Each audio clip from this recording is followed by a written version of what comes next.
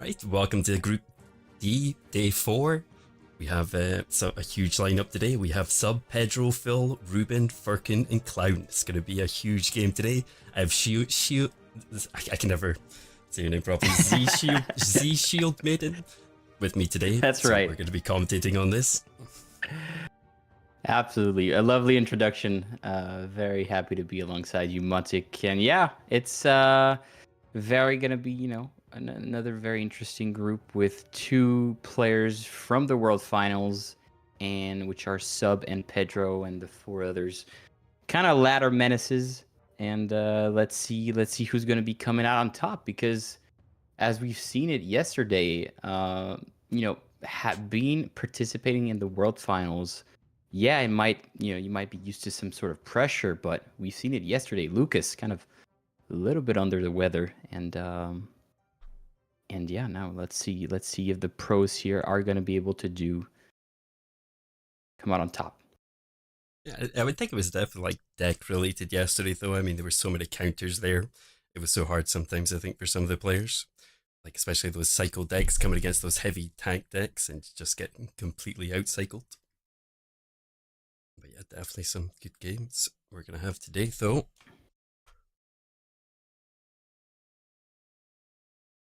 And yeah, $15,000 on the line here. So looking forward to see how these players handle the pressure, handle this warm up, kind of as one of the first for a lot of players, one of the first official Clash Royale tournament of this year. Yeah, definitely. I mean, the only names I kind of know at the moment is Firkin, Pedro, and Ruben. So Firkin, quite a good ladder player, normally comes top 10 every season. So I wonder what kind of decks he's going to come away with. I think we've actually got Pedro and Firkin actually coming up first as well.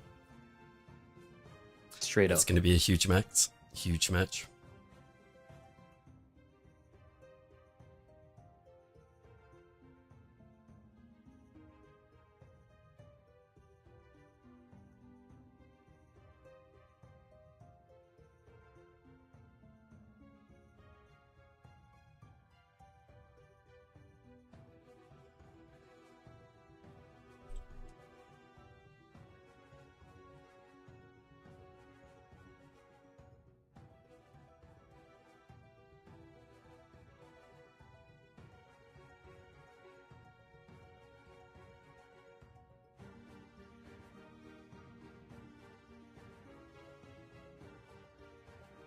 We should get into the first game just momentarily. I can never say some words, to be honest with you, in a moment. Yeah, the players here are currently looking at probably one of the which decks to play, which decks have been played in the previous days, previous groups. I think it's always, if I were to prepare this group stage and participated, I would definitely take a look at what's been played by the top players, and here we are. Pedro against Firkin. Let's go. So Pedro looks like he's coming out with a Royal Hog Earthquake deck. First Royal Hogs I think we've seen so far. Firkin has got the Skeleton King, so good AoE to deal with what Pedro's got. Yeah, classic Royal Hogs, Archer Queen. It's a classic. It's been around for a very long time, and with the evolution cannon really providing a cheap building, but also a very versatile evolution on defense. It's not going to be easy to break through.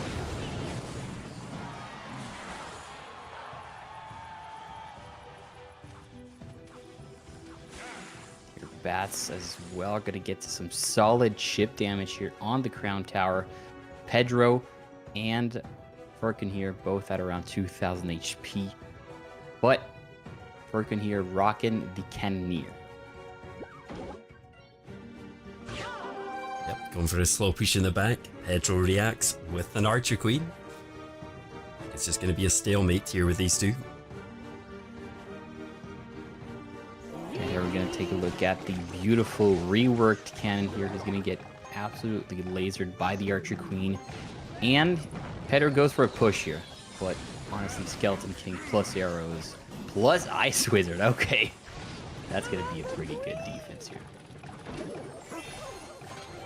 Gets the counter push of the Skeleton King though. Miner tanking in the back for the cannon. Is he going to be able to get the ability off here? Log forced down from Pedro. Goes for the counter push of the Royal Hogs. Wow, that's... Straight away he goes for the Royal Hogs. Really relentless. Anytime he's got the Royal Hogs, he's not afraid to use them. And hopefully that over-aggressiveness ends up working out here for Pedro. Skeleton King coming down again though. Archer Queen gonna do a good job of dealing with it though. Kanekar still coming forward, like you say, going for that Royal Hog as much as he possibly can. Just cycling them out so quickly. But right now they're barely only one Royal Hog shot. But right now you're gonna, if you want to go Royal Hogs here, you're gonna have to accompany it with some sort of log earthquake to get rid of those goblins, get rid of those. Slow down everything and hopefully break through, which is not an easy task when you are up against a Skeleton King.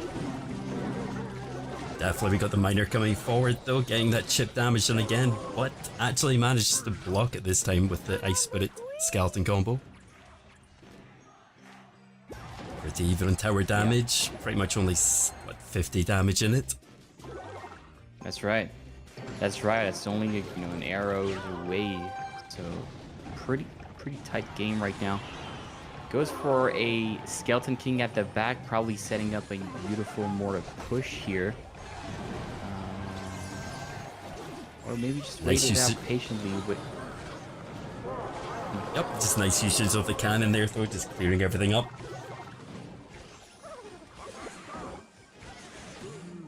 Kanekar making his way forward. Here goes those Royal Hogs again. Are they going to be able to reach the tower this time? Getting that chip damage done. Pedro is pulling ahead. Archer Queen ability, beautiful.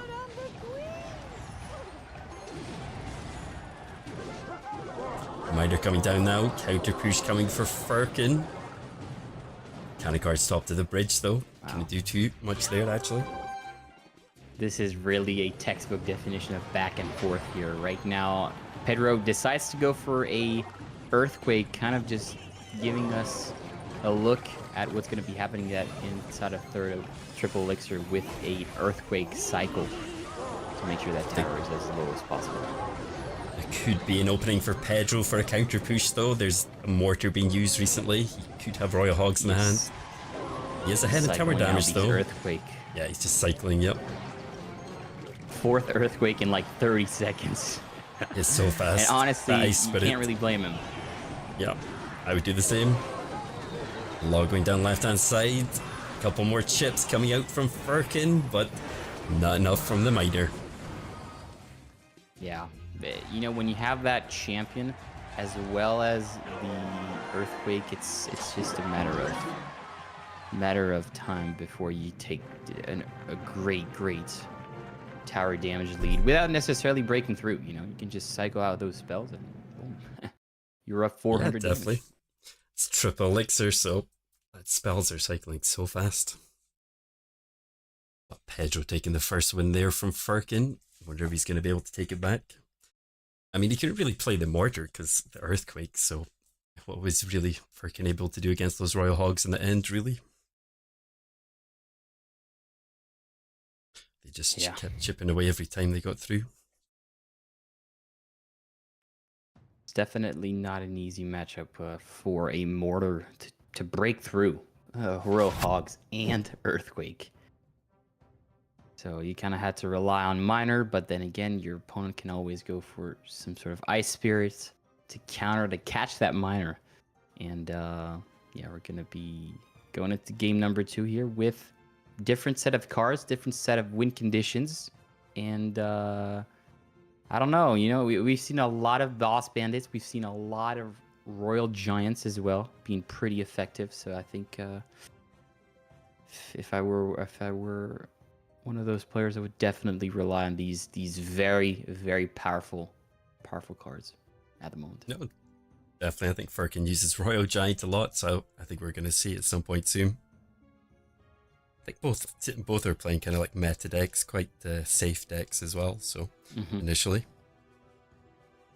Yeah. Or we could see like a huge curveball. We've seen it yesterday with Lucas. With I think he was running some sort of P.E.K.K.A RG cycle, which was pretty wild. But in a way, that ended up working out pretty well for him. So kind of just it did. taking a look at surprise factor. The surprise factor of the deck is something you never want to sleep on too much, because of course you want to go meta, you want to go the best deck in the game, but if you go and kind of throw these wild cards at your opponent, they might not be able to handle it. They might not be able to expect it and kind of fall under pressure. Yep, for sure. Game 2 now, Pedro Firkin. See a snowball coming up for Firkin and Pedro. Evolution. Yeah, evolution snowball here. A very, very beautiful small spell to accompany what seems to be a drill. I mean, it's a pretty deadly combo to go up against, because whatever you try to defend and stop the drill with, your opponent's going to go on that evolution snowball and make it virtually impossible to defend. So let's see how these combination. I don't think you see a lot of decks actually with evolution snowball, except from this deck. They pair so well together. There's one scenario I think where you play the evolution snowball with like an X-bow, but it's very, very niche, a very high risk, high reward type of play. I don't know if these players are going to be good for that. Well, you never know. I mean, I used to play a lot of X-bow, so I could definitely maybe try a deck like that. I haven't played Exo for a long time, but Goblin Joe coming out for Pedro, left hand side. Tesla to block it though from Firkin. No damage taken. Tesla here. I didn't know that Tesla positioning here fully counters the drill here, pretty much only getting Crown Tower damage, but that's it. Yep, that is solid plays. Got Trill coming back from Firkin though. Right hand side, no Tesla block from Pedro. Does get the boss banded down though. Deals with it no problem as well. Clean defense right there, and he goes again for the drill. Now Phoenix here is not gonna. Phoenix Egg is gonna be attended by the guards, and a beautiful snowball to let those goblins chip away. But no major breakthrough in this game. Joe coming on the left hand side for Firkin again. He's Pedro using everything he can to block at the moment. Guards, Spirit going down. Yeah, right now both of the players are really struggling to get any sort of damage. Maybe evolution drill? No, not even no evolution drills. Wow. Okay. Wow. Just got drills all over the place. Every like couple seconds we see a drill popping out. These decks are so fast cycle. Drill coming down for Firkin. There we go. Again. I would actually like to know how many times they've played the drill this time, this game. And the thing is, they're both playing champions, so it makes the cycle even faster. Yep. Which is ridiculous.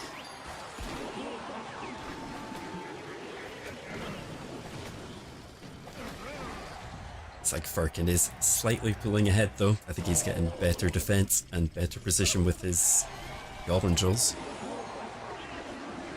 Poison going down again, getting a little bit of value there, taking down the guards, as well as getting a little bit more chip damage on the tower. Yeah, it seems like in this back and forth, Firkin here taking the lead for sure. And right now, as I mentioned here, that beautiful combo. Fortunately, not able to break through, but it is super, super deadly. Drill, evolution, snowball. That's going to be key to take the lead here. Firkin going for the same again. Guards going down, getting a little bit more damage on the tower there with the poison. I think the big advantage from Firkin here though is that bomber. I think it's dealing with the guards a lot faster than the guards on Pedro's side, because he's got the bomber to back up. Oh, Spandy coming down again early on Pedro's side, trying to block out that Goblin Drill. Yeah, Firkin here playing it safe with a Tesla, and both players going for the drill. Evolution Snowball coming down here for Firkin. Beautifully played, pulling back the Boss Bandit. But it seems like it's just not able to break through. Firkin getting the block again. Evolution Snowball going down. Not quite enough damage, I think, though. Has caught up in tower damage, though. Firkin needs to get something off here. Poison done again. Drill. Ooh, that Snowball catching the Fire Spirit. Oh, those goblins are going to connect here, do a lot of damage, and that should seal the deal here for Firkin. Wow. Looked like Firkin was maybe falling behind there a little bit, but caught up in the end. Wow, beautiful snowballs here to make sure that basically the Fire Spirit would get killed by the Goblin and lock onto the tower. Beautifully played here by Firkin. He's going to be coming on top. That was just a constant drill battle there. Who's got the best drill placement? Yeah, I don't know how these players managed to keep track and not lose their mind in here in this crazy back and forth. But at the end here, it just comes down to these minor. Where are you going to be positioning your drill? What are you going to be using? Is it a snowball? Is it a poison? Are you going to be using both? And just making sure to defend, but also kind of throw these drills relentlessly, put the pressure on your opponent. So truly a beautiful victory here by Firkin, who's going to be coming out on top in this drill versus drill matchup. I think Firkin just had like the better variation as well. He just had the bomber in his deck. He had the guards as well, whereas Pedro just had the guards really to defend. I mean, Boss Bandit. The thing is, if right now you were to ask me between Mighty Miner and Boss Bandit, I would take Boss Bandit any day of the week. 100%. Boss Bandit but is... I mean, the Mighty Miner and Firkin's side worked out well for him, so managed to tank a lot of those shots. That's right. That's right. That is correct. 100%. If it was up to me, Boss Bandit would be the way. I'd probably end up losing to Firkin because of it. I think no matter our decks, to be honest, Modding, I think it would be an uphill battle no matter what, even if we have matchup. But yeah. Even if he was running Three Musketeers and I was running Lightning, I think I would still go down. That's right.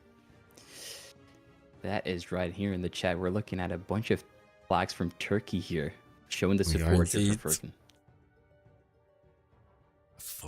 Firkin, one of the top players in Clash Royale, so.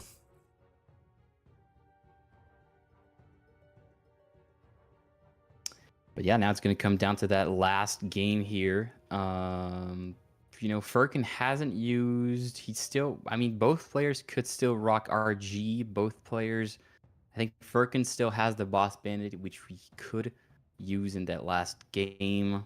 To be expected, something to expect. You know, you kind of don't want to actually seen Monk so far Bandit. either. Monk Haven't is seen also Monk something. as well. We saw Monk so much yesterday, today, not to start off anyway. Check some of the other matches. So, yeah. Let's have a look and see what some of the other guys have been playing.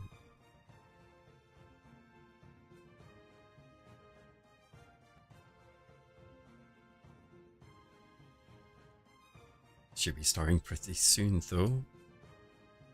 Yeah, there was actually a Monk from against Ruben. Ooh, okay. And Phil? Was it the RG Monk Hunter, Evolution Hunter? It wasn't actually. He was running Evolution Mortar Monk. And he was against RG. Oh, wow. So pretty surprising actually. Wow. Alright. Should be getting it to next game pretty soon. Can't wait to see. Yeah, can't wait to see those really exciting decks can, you know, just kind of throw off guard your opponents. I think at some point, that's what you're going to need to really seal the deal. But it is high risk, high reward, so let's see what these players have in store for us.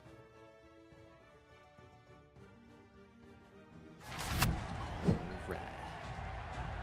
Last game of the best of three here. Pedro with the bush here.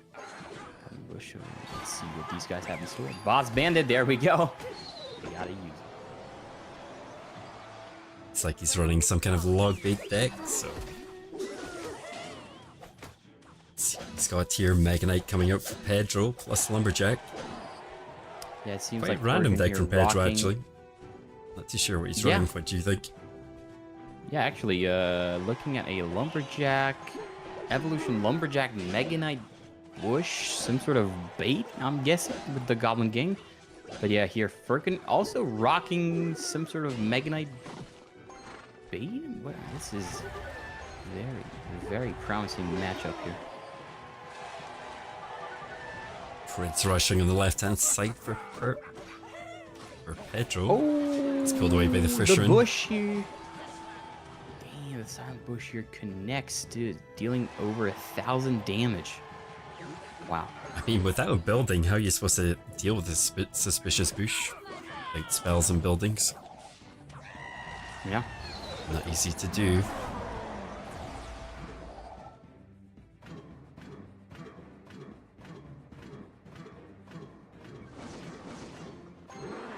Forno Dragon on both sides, defensive and offensive.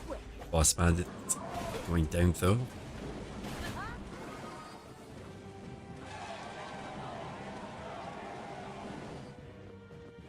And right now, Boss Bandit here, double dash here, deleting, absolutely canceling out that Prince, who's gonna have just a sliver of health, but still, that double dash, really powerful, especially when you can time it so that the troop doesn't even have time to damage the Boss Bandit. That's just really strong.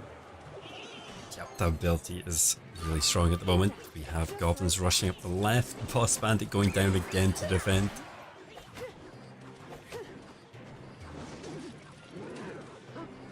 Miner coming down as well.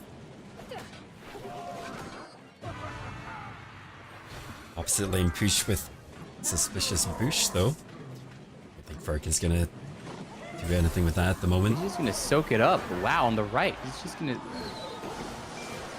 basically soak up that Suspicious Bush here. But was it worth it? Looking at the bridge battle here, Firkin not able to break through, and you know, he takes the damage, but he's not able to capitalize it. And right now, that is causing him a lot of trouble in this matchup here. He's going to try to get King Tower activation here successfully. So that's going to be really beautiful as we're entering into overtime. Yep, definitely going to help him a lot. Needs to deal with that Suspicious Bush, I think, a little bit better. No damage taken on Pedro's side. On either side, Mega Knight coming down for Firkin, trying to build something up here. Pedro's still got a little bit of pressure on the opposite lane, forcing down a Dark Goblin. Now Pedro here with a clean defense. Despite a lightning, he's able to basically have some clean defenses. Fisherman's gonna lock on just momentarily, but Suspicious Bush really doing a number for Pedro. I'm actually surprised. I mean, Suspicious Bush wasn't used for so long, and now we're seeing it at work. I think it's had a couple buffs though, so moving a little bit faster. I think it does it do a little bit damage when it originally was as well. Oh, it's not going to target the Crown Tower here. Boss Bandit is going to be received by a Goblin Gang. And right now, Lightning trying to sort of chip. I think that's, if you're Firkin, Lightning Cycle, probably thinking about it, you know? Yeah. Warmup Dragon come down Pedro's side. It's hard. It's hard for Firkin to get through that Inferno Dragon. That's a pretty big push here on the left with a Prince. Pretty healthy still, but the Evolution Zap comes down. Firkin under a lot of pressure. Boss Bandit going down again, looting the Inferno Dragon back. We have a jump on the right-hand tower from the Mega Knight. That could be it. Wow. That split lane pressure, though, is hard to deal with. As soon as he started going through the other lane, I think that was it for Firkin, pretty much. It is a very deadly strategy for sure. Because the thing is, when you're like, where do I focus? Which lanes do I focus? There's a big Mega Knight push on the right. There's a big Prince Lumberjack push on the left. Help me. Yep. I mean, even the suspicious bush, how's he supposed to deal with that? I mean, no buildings, no real spells. I think you need log to actually deal with that, and he was saving his zap for the main push down the left-hand side, so... Yep. I mean, I think he was saving... No, he wasn't even saving the zap for the suspicious bush, which I think, in hindsight, that he dealt so much damage with that suspicious bush. Yep. Yeah. I mean, I think I actually dropped the tower down just with one connection to like 1700 HP, which is quite a lot to just leave.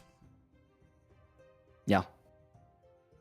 Yeah, one suspicious bush by itself dealt like a 1300 damage, which is pretty ridiculous for a 2 elixir. You know, when you're taking a look at how much elixir was spent to get that kind of damage, that may have been too much here, and Furkin gonna pay the price. Fortunate, but it's not over. This is only round 1, kind of getting warmed up as we're gonna be heading into round number 2. Sub against Furkin, Clown, Ruben, Pedro against Phil.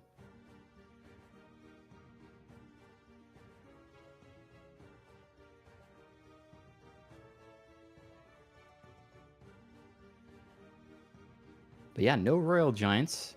Nobody used Royal Giant. I was actually really surprised they wasn't using Royal Giant. I've seen Furkin use Royal Giant on ladder so much, so yeah, surprised in that one. Don't know if it's one of his go-to decks. It used to be my go-to deck. But it's kind of the case where everybody expects to play or to face Evolution RG Monk.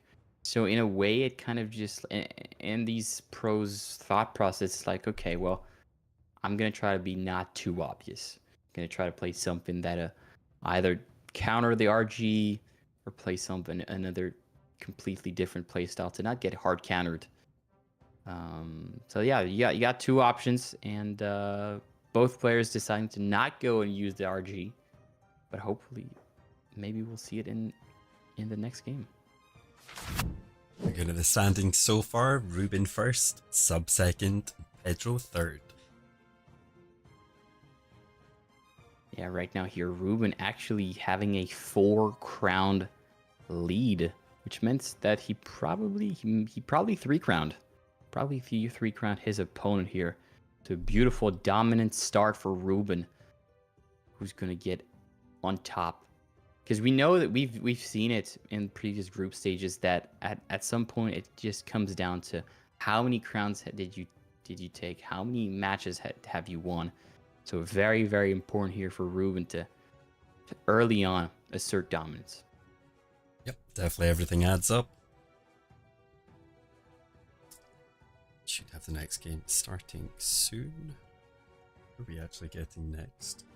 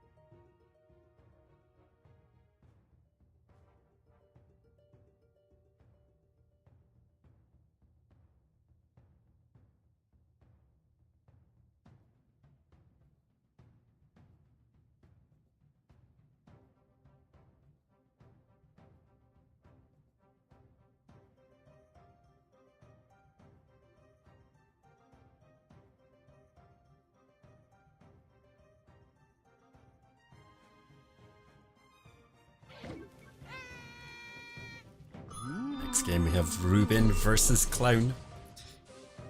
Evolution Wall Breakers starting out for Ruben, and Clown has got the Evolution Snowball.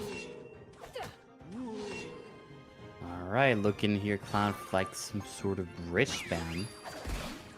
And yeah, Ruben here, both players playing Boss Bandit.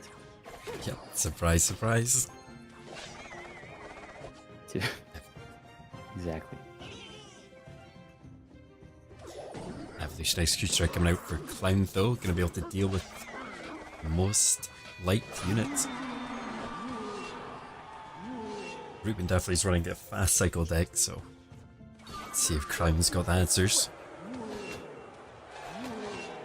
Right now here it seems like wall breakers, minor, boss bandit, a beautiful way to kind of get on top of the tower here. And right now, Guard's gonna be receiving that boss bandit. Honestly, Guard's a very beautiful counter to the boss bandits. Yeah, definitely. We're seeing a lot of guards right now, and purely probably because of that boss bandit. Evolution wall breakers coming down the right though. I didn't think boss bandit would be enough, but I guess including the Barbadian battle, it was fine.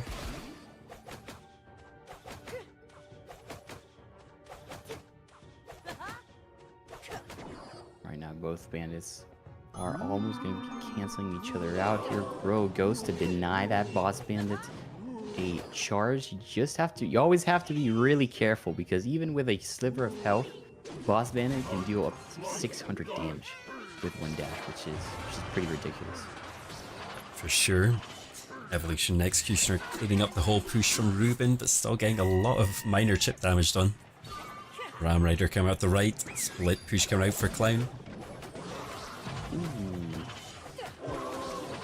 Here the Clown's boss bandit manages to take care of Ruben's boss bandit, and right now we're looking at probably a tower QB destroying push here. Wow. There's a lot coming forward. Evolution Executioner still there, pretty close to the tower as well. I don't know if it does the extra damage at that range to the tower. 342 health on Ruben's tower here. Clown in a beautiful position to take home that first game. Boss Band is going at it on the right hand side. Minor Evolution. Breakers coming down the left, but Executioner cleaning up again. Yeah, that could be I it was though. wondering. Clown. I was about to say, are we gonna expect the lost guard gonna be? And it's gonna be lightning, which is gonna seal the deal here for Clown, taking the first game in this best of 3. Yeah, those Executioners from Clown, I think, kind of sealed the deal though. I don't think he let any of those wall breakers get through.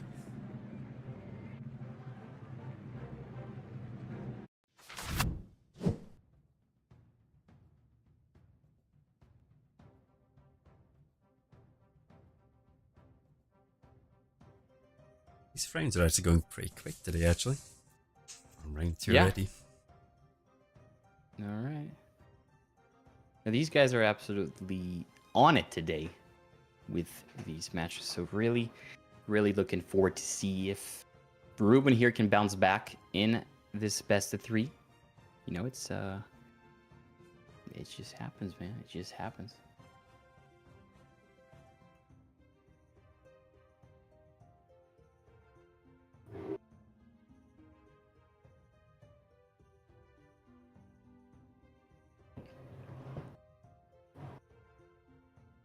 But yeah, for Ruben here, definitely a top tier player. Pretty sure, I'm thinking like 2020. Let me check. I saw Ruben being really dominant back in the days, but he still got it. Still got it. Yes, I think he's improving all the time. I think if you just keep up with it though, you never really lose it with Clash Royale. Yeah, it's like riding a bike, you know. It is. Yeah. I think, and these players have sung so a lot of grind, a lot of dedication to Clash Royale over the years. So really beautiful to see these players compete and show the best they can do. Yeah, just learning all the interactions makes a huge difference. Practicing them over and over again, placements. Guess you just never forget that. And tournaments like these warm-ups are a great way to test your skill under pressure, because the thing is, you can always play on ladder, at home by yourself, chilling. But it's another story when you're on camera, on the stage, playing some high-stakes games where you can basically throw out. It's there's practice and then there's stage fights. So really looking to see how these players handle the pressure. Yep, for sure. When you're on that main stage, it's a different story.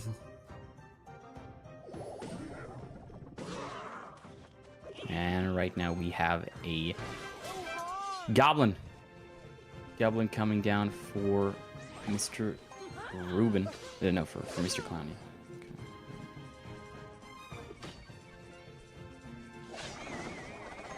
Golden Knight coming out for Ruben though. Seen that a couple times in this warm-up so far. I don't think I've seen it charge back once though the whole time, because that's what it's supposed to do now. Yeah. Yeah, right now we're seeing Executioner, Golden Knight. We should expect a NATO and a beautiful deck here by Ruben.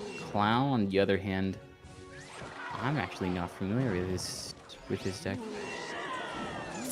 Pulling out that wizard. That's a big freeze going down, getting a lot of value on that freeze. Wizard Probably gonna get a counter freeze. push as well. Yep. Could be graveyard. Could be graveyard or Ruben maybe just balloon. stared at. Yeah. Yeah, these two valid options. I think now that you're mentioning balloon could definitely be that. Ruben, as soon as he saw the wizard freeze, he looked at the camera. He was like, "What? What am I going up against here? Is this mid ladder? No, sir. This is the Clash Royale League warm-ups." I think Clown's just trying to throw him off though, with just using such an unusual deck.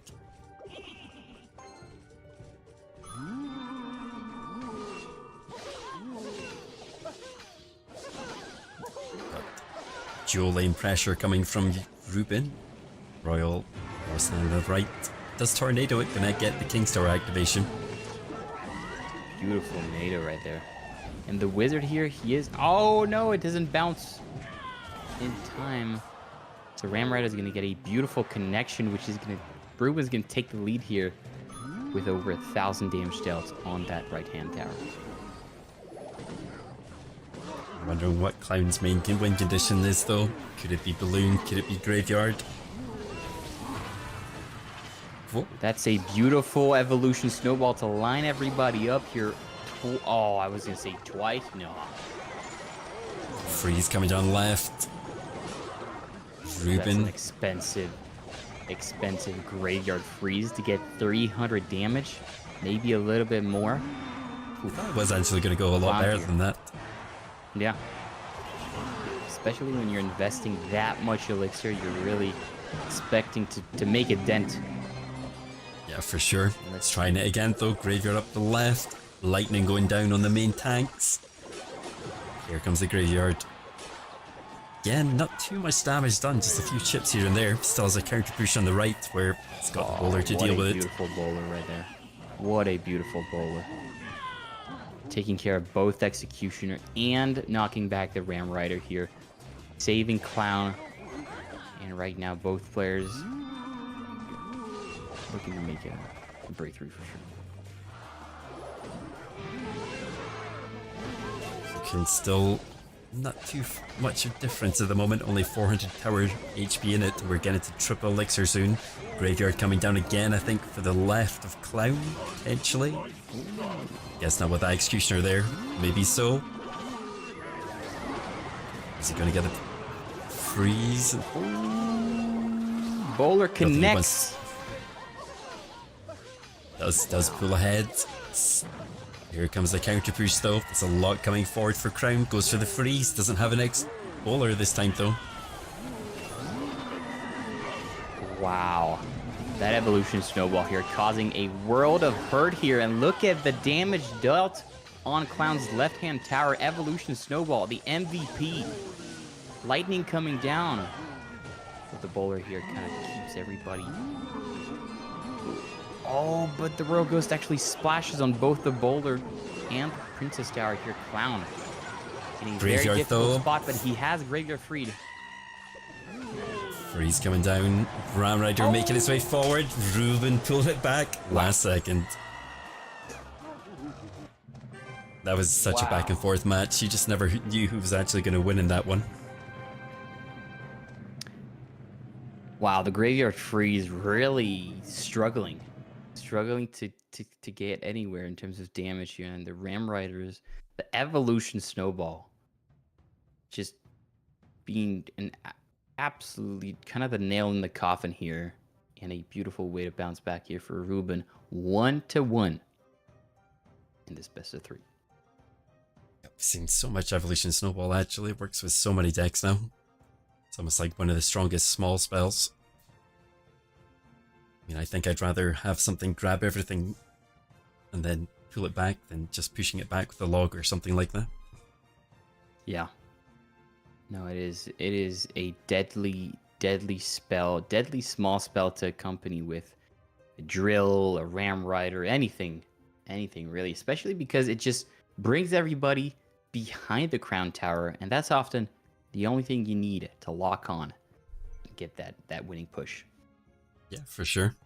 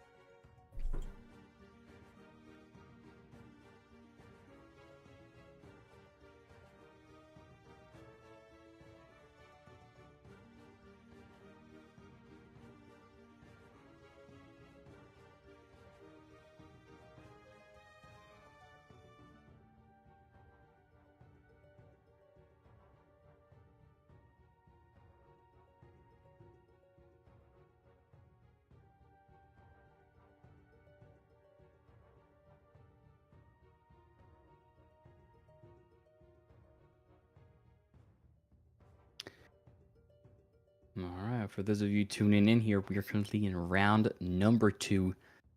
Taking a look here at Clown against Ruben, which are both tied, and looking to take home this best of 3.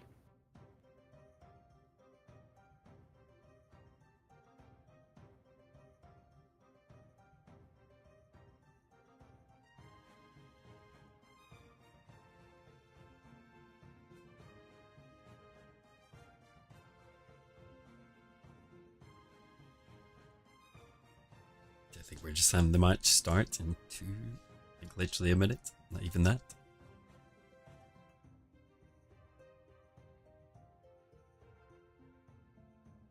Still to see Royal Giant again today though, even looking through the games, previous games, no Royal Giant. Definitely getting concerned here for the Well, Royal wait a Giant second, fans. no. Wait a second, there's Pedro. Pedro used it. We just don't get to see it on stream's the problem. Yeah. A lot of off-stream Royal Giant decks.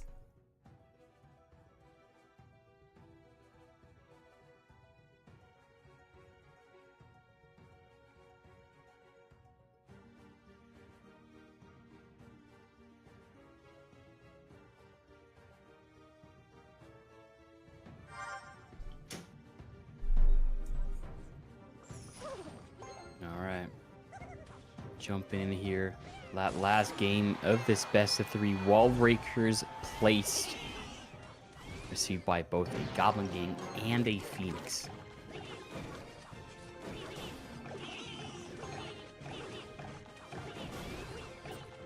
Wonder if Clown's going to be going for Mortar in this deck, as well as Evolution Wall Breakers. So that Skeleton King pairs pretty well with it. Mega Knight coming down left for Ruben. To be able to clear everything up, but taking a lot of damage from those skeletons. Guess pretty much even trade though. Drill coming down the right, straight into a battle ram. It's not something you see every day. Wow. Oh. Yeah, it's your stream content. Yeah, it's fine. It's fixed itself. Yeah, I just skipped. I just clicked on live once again. All right, Dark Goblin here connecting, doing some nice chip damage. And Drill is about to be thrown. Probably looking at a Mega Knight to beautifully counter that, and Ruben. He's got some answers at least to that Drill with the Mega Knight. Is he gonna pair it up with it? That a ramp, something like that? Let's see. It's an expensive answer, though. It's going to force something out in the counter push always, though. Wallbreaker's going to loot it across, going to keep that Inferno towered up just for that extra defense.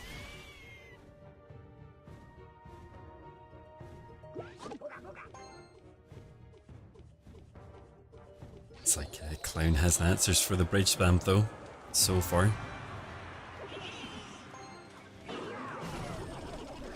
Ruben looking to build up a push. Bow Ram in the back. Archer Queen. Again, bashing into that Goblin Drill. That's a beautiful fireball here, locking on both the Barbarians and the Archer Queen. Archer Queen here pops her ability. Dark Goblin snipes at her and comes back. He's going to be locking onto that Battle Ram who's going to get poisoned the whole way. Gonna try and make his way forward, straight into a Skeleton King.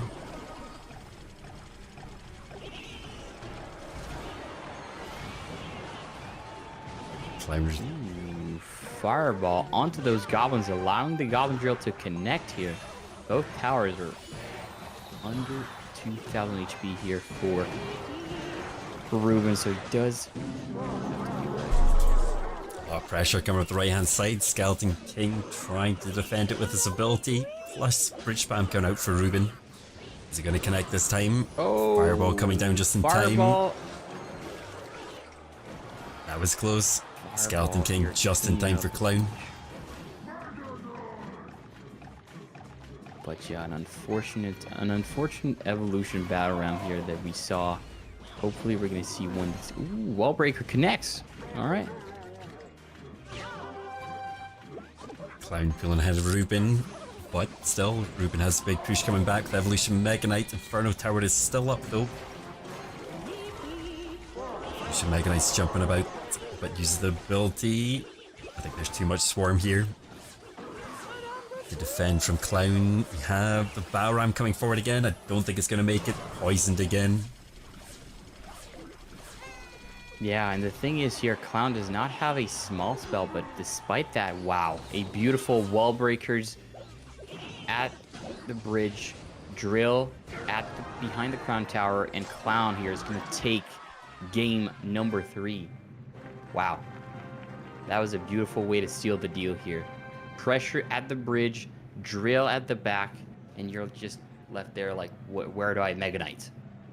Because if I Mega Knight and the drill, wall breakers connect. If I Mega Knight on the wall breakers, the drill connects, and that's what happened.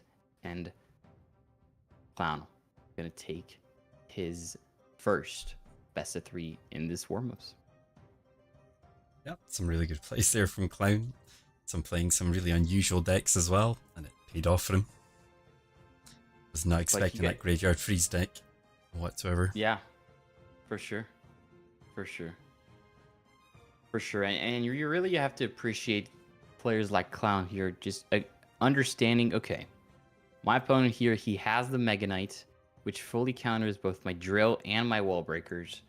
So let me try to, split lane, or at least have pushes coming from both sides, so that Mega Knight, although it's a problem, let me transform that into, all right, I'm going to go ahead and go at the bridge, drill at the back, and wherever my opponent Mega Knights, it's just not going to be enough. And that's what ended up working for Clown.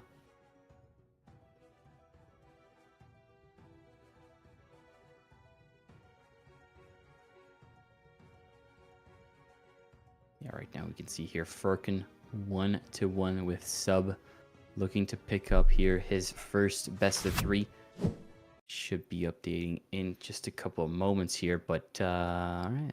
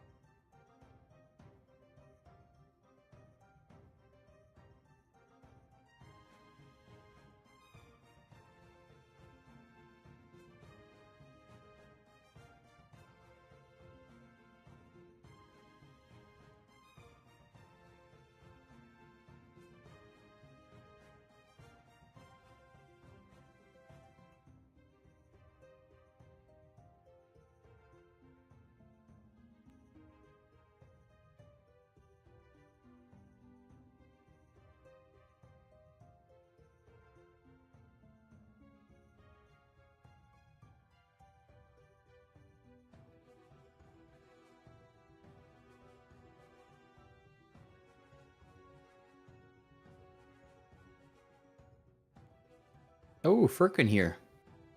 Score has updated, and Furkin picks up round number 2. Bouncing back after his loss against Pedro. And now, I'm going to be going for round 3. In just a couple of moments. Players are getting ready. Fine-tuning their decks, and let's see what they'll have in store for us. Yep, so you'd have Sub and Pedro coming up next, and then after that we have Firkin and Ruben.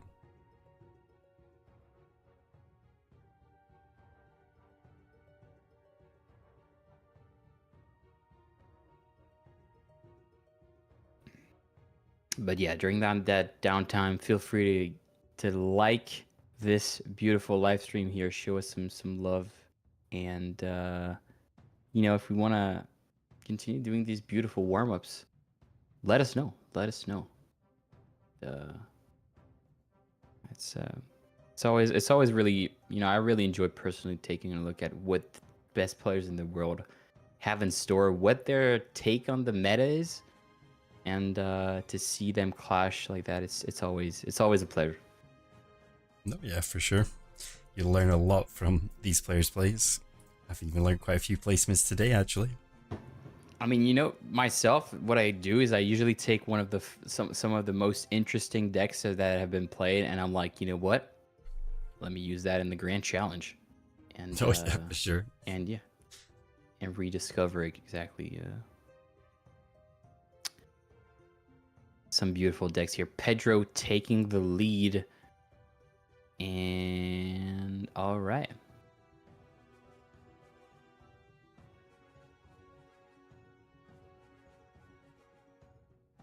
Yep, still anyone's game. Pedro is top, Ruben second, Sub third. Firkin is fourth at the moment, but it's anyone's game. He could come back.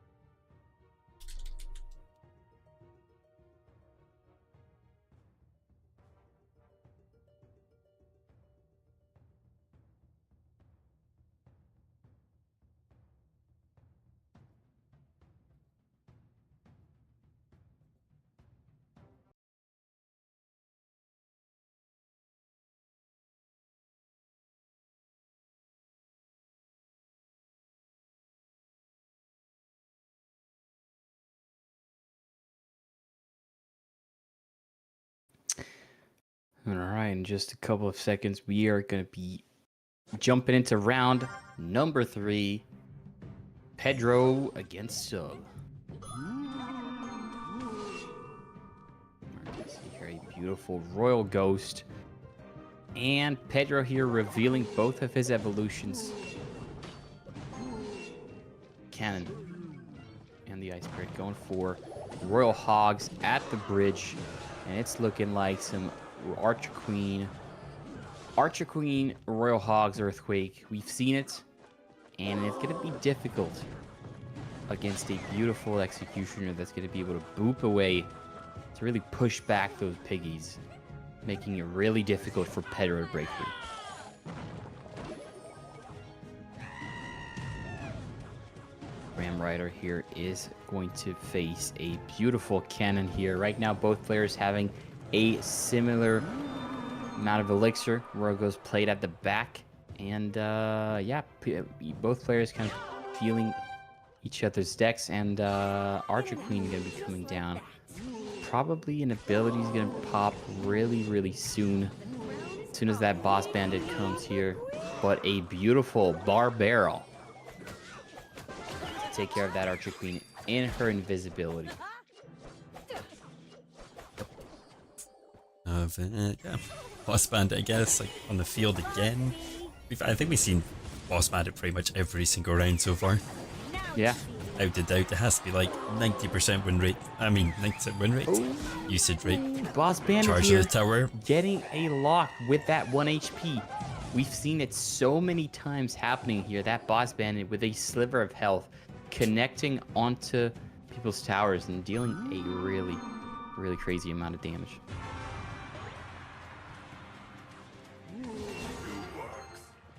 Ocean Executioner coming in the back for sub, looking to build up some form of a push, but Royal And Hogs coming Pedro. down for Pedro, left hand side. Yeah. Pedro instantly recognizes, okay, you just placed your execution on the right. I'm going to go ahead and put some pressure on the opposite lane. Boss Bandit can take care of that archer queen. I definitely see those sort of plays all the time. They're just waiting for their opponents to make that slight mistake and take advantage of it. Ram Rider coming down though, Boss Bandit just behind. Doesn't get a charge on Ice Spirit. Archer Queen, is it going to be enough to stop this? It's going to take... Boss Bandit still gets forward. Oh my god. Boss Bandit here takes care of the Archer Queen and then locks on the Princess Tower. Is really, really powerful stuff here. Evolution Snowball on defense. Just going to take care of those piggies, but wow. That Ram Rider. And that Boss Bandit. Yeah, Boss Bandit trying to come down again on the right hand side, has a dual rate lane pressure. Royal Hogs coming forward again, not really actually getting as much damage as I thought they kind of would, but those guards are doing a really good job of dealing with them. Ram Rider on the right, straight into the cannon, not going to connect though I don't think.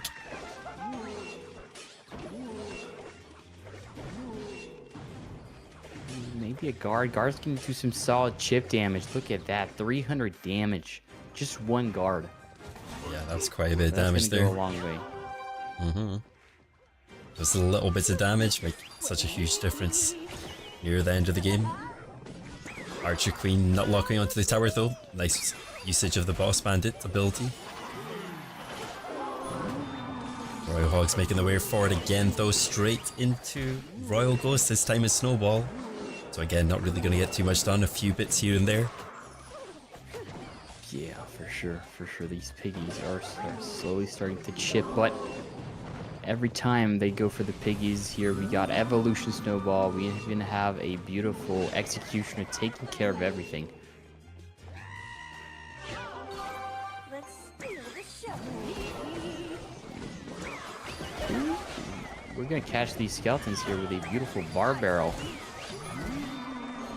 Oh, Bandit here having the time of her life.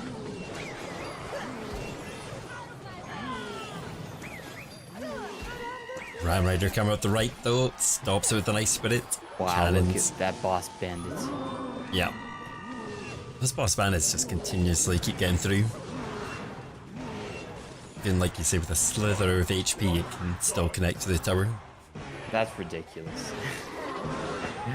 It's the same with the Bandit though. I mean, it is the same, but it feels even more threatening with the Boss Bandit because she's got so much health that you're saying, okay, well, she's just gonna get one shot. She's one shot away from getting killed by the Princess Tower, but that ends up not happening. And then you end up taking 400, 600 damage on your Crown Tower. Really, really, just a menace to deal with. And honestly, I mean, we've seen it just so many times happening, but I think we should, in terms of balance changes, we should definitely expect, I would say an HP nerf, just to make it so that these interactions where she's got a sliver of health, they just don't end up happening over and over. Because at the end of the day, it stacks up. It does, yep. Every single time it's played, and the cycle as well, so fast. Everyone's running really fast cycle decks with Boss Bandit. I haven't really seen any heavy decks with it. I think it's just purely to get back to that pressure with the Boss Bandit again. Mm-hmm. It is literally almost your win condition, even though, well, I guess it is win condition in a way. I mean, it kind of is in a way. The value she's getting, the damage she's outputting, that's a win condition right there. Yeah. That's a win. It's like a tank win condition, and it's just everything in combination, I think. Yeah. And what makes her really unique and powerful, in my opinion, is her ability to dip away from danger. Because Yeah, the for thing sure. is, once you place down a troop, you know, it kind of just, you can't really do much. It kind of just, naturally gets killed by something here. But the boss bandits, you can go ahead and dash. Your opponent goes for a counter, and then boom, you dip away, and that boss bandit kind of has that second life. Now we have Pedro and Sub again. We are into the second match. See how these guys do. Miner coming in again. Yep. Cannoneer here. I think it's going to be one of those games again where it's going to come down to catching the miner or not for Sub. He allows too much damage. It's just going to be game over. Ooh, Mortar here is going to lock on once, no? Is he? Yeah, he is. Wow. Boss Bandit coming out for Pedro on defense. Zap having to go down. I mean, even though how many skeletons are there, Boss Bandit went down pretty slowly there.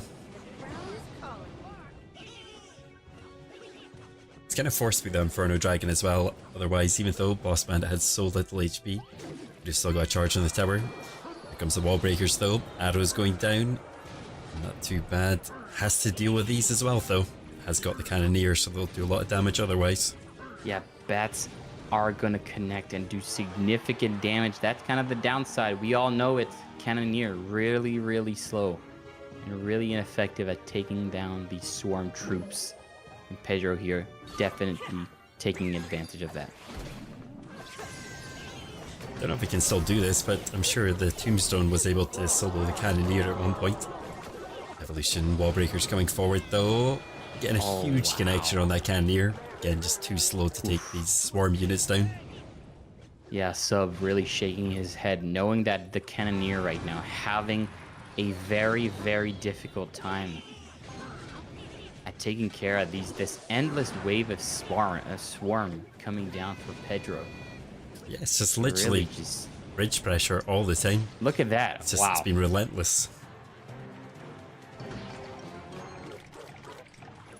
Trying to go up the opposite lane though, Sub, trying to get something done here. Knows the pressure's coming down the left, so got to get something done. Tesla waiting at the bridge though. Don't know if he's going to be able to get through it.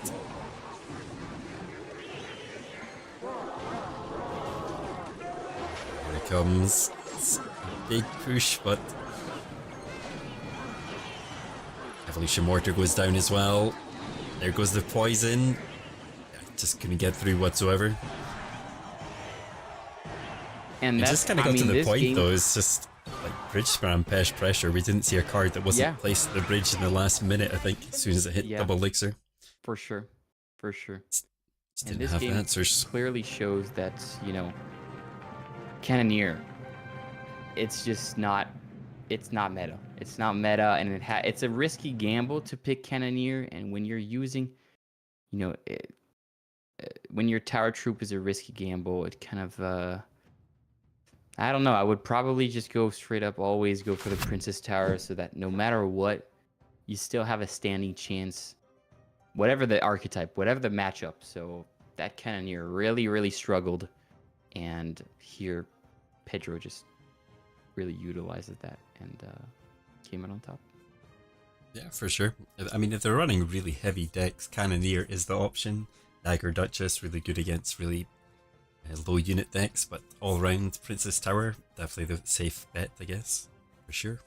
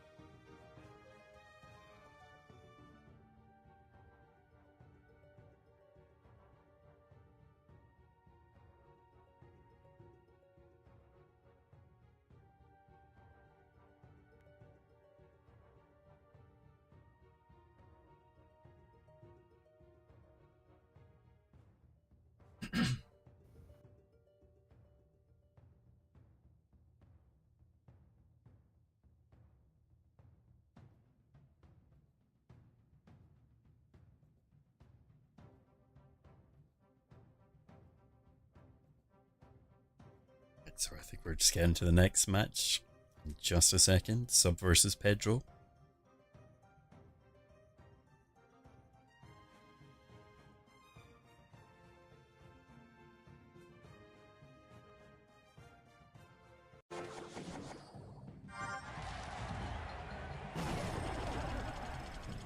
It's like Sub's rolling that Goblin Drill deck, and we're finally getting to see that Royal Giant on stream.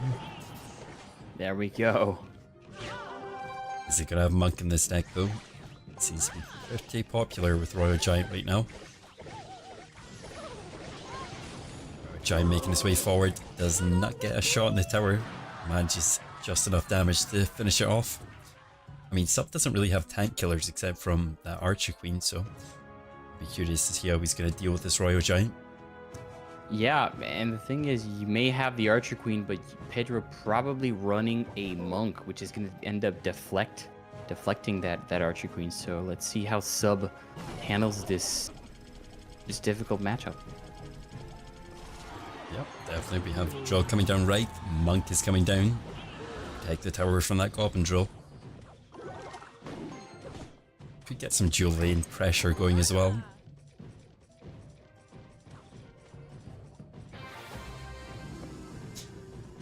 Use the Monk, I'm assuming, to tank for everything. Inferno Tower does come down from Sub though. Has got a way to deal with it. That's a pretty hard counter, to be honest with you, that Inferno Tower, so yeah, I'm curious to see how I mean, Pedro's gonna be able to especially get if you through. don't have a lightning, Yep. that's gonna be really. I mean, you have Fireball, which does not do a really great job at countering that Inferno. So let's see how Pedro manages to deal against that beautiful Inferno. I think on both sides though, we got the Hunter from Pedro to deal with the Goblin Drill, so I think there's just answers on both. It's going to come down to chip damage here.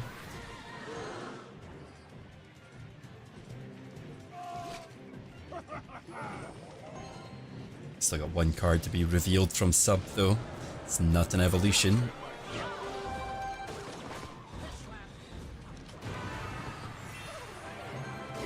Big push coming forward here. A lot to tank for that Royal Giant. Inferno Tower's pretty low, but Sub might get the cycle back. Does do.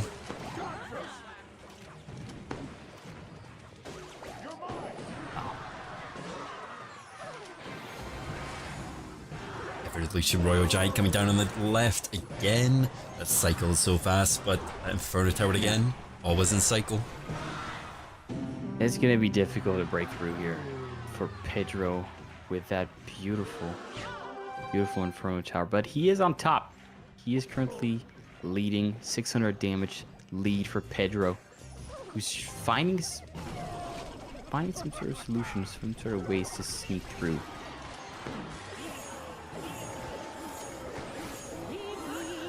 Still more damage coming out from the Monk on the left hand side. Nothing you can really do about that. Draw coming down again, guards to block it. Not too much of a problem going for the rocket cycle though on the right hand tower. So I mean, when it gets to triple elixir here, if Sub can defend, he might be able to outcycle him.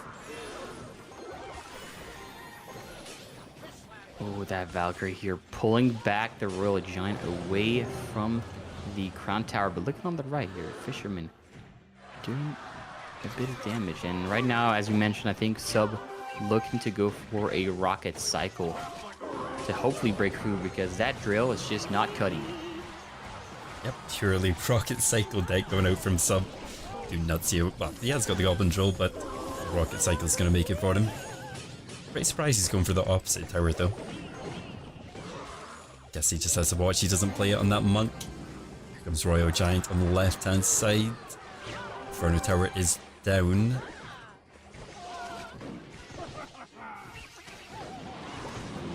Rocket cycle coming out again. Sub feels like he's gotten enough elixir to do this.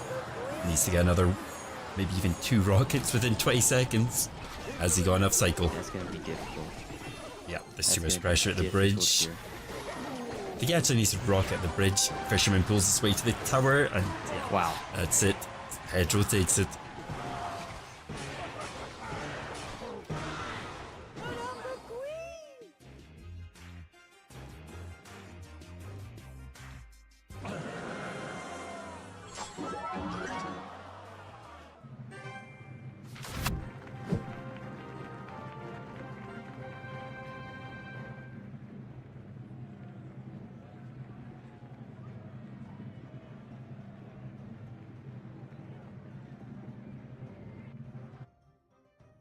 Pretty hard for sub there, though, I think. Just too much bridge spam from Pedro. Just couldn't control it at some points. Yeah, He kind of did have the counters there as well, but I think just over usage of a rocket and triple elixir just cost him the game. Too much pressure coming up the left-hand tower. For sure, for sure. Still, he played very well with the decks he played with, so... Inferno Tower works well, but when you have a mass like that, what you're supposed to do. Yeah. Yeah, for sure, for sure. Even though, you know, on paper, Inferno Tower looks like a great way to get rid of that RG. It's just when there's too much happening on the board, Inferno struggles, and you're just out here wondering, it's gonna be a tough game, tough uphill battle to win for sure. Especially when he had the Goblin draw, but just Pedro had the answers for it. The guards cleared it up pretty well. Seems to be quite meta at the moment. The boss banded the Goblin drills, so no wonder guards are there all the time.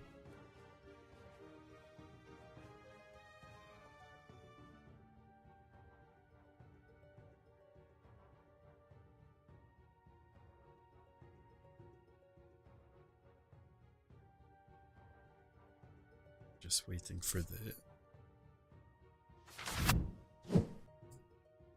next match to finish, I think. The last match to finish from Clown and Phil.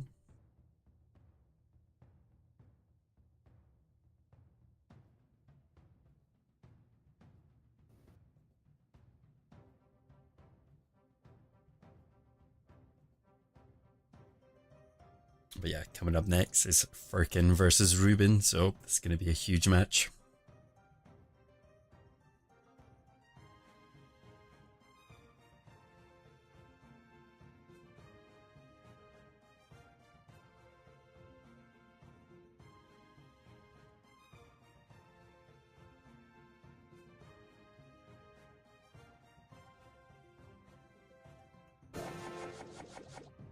There we go. There we go. Ruben against Firkin here. And the suspicious bush comes once again. Yep, see it for the second time today. Miner coming down right hand side, getting a little bit chip damage out from Firkin to start off with. Firkin is actually... swap this. Firkin's down at the bottom, Ruben is the top. Prince coming down right hand side, straight into the Archer Queen though. Nice skeletons to block for the Archer Queen.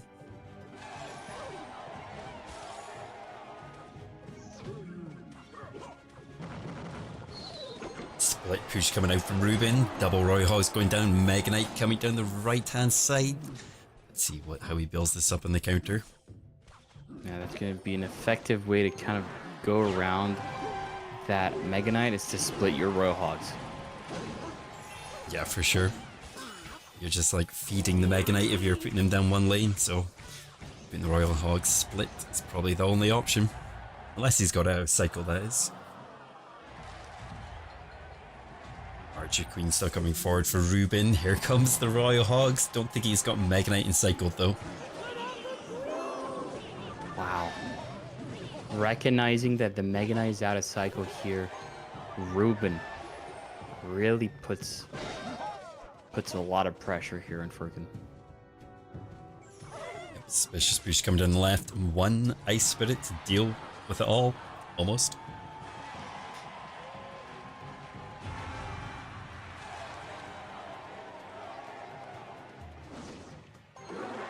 This deck from Ruben though has been around for quite a long time.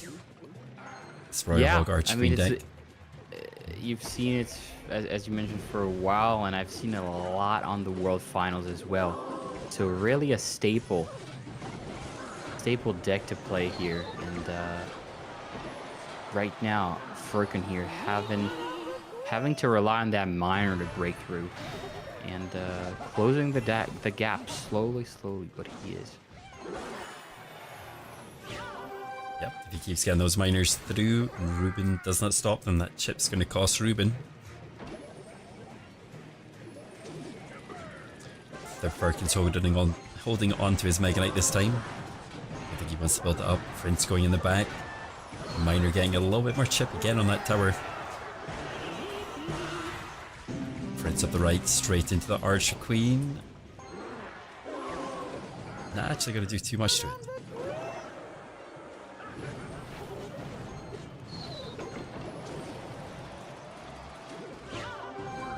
Double cannons down. I don't think Suspicious Bush is getting through here. Miner again chipping at the tower. Right hand side.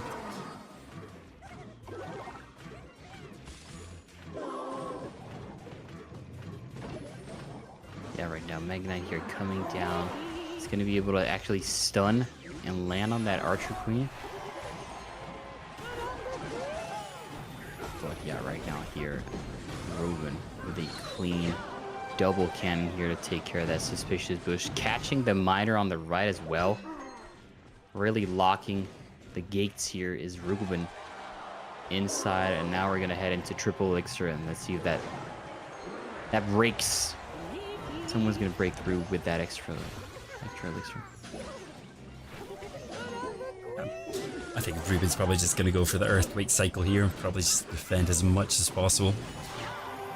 Unless he sees an opening for those Royal Hogs, but might be overcommit if he does.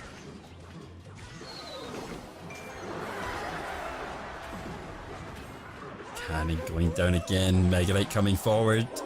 Suspicious Bush going up opposite lane pressure for Firkin. Is he going to be able to get anything done here? Needs to be able to take some tower damage here. Arrows going down. Mega Knight making his way forward. Inferno Dragon is still there. Nice block from still Ruben chipping, closing the gap slowly is Firkin here. And right now we're a couple of miners here, but it just might not be enough here. Miner is not going to connect here, and that's going to be game number 1 for Ruben. Close match. Only 300 tower damage realistically in it, so not too far off.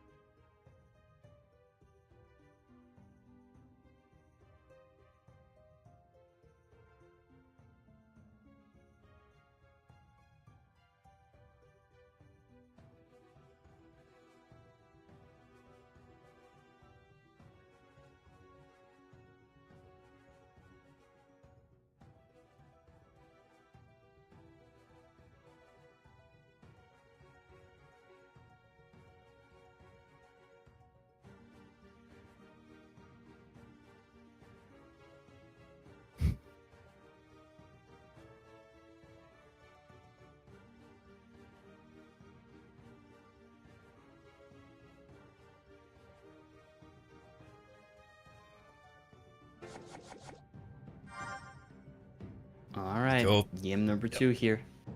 Yep, Firkin versus Ruben. Fire Spirit coming down left for Firkin. Double Dark Goblins on the field, both running Evolution. Could they be running mirror decks here? Ooh. Are we going to see some... Oh, okay. Skeleton King. So looking a little bit more like...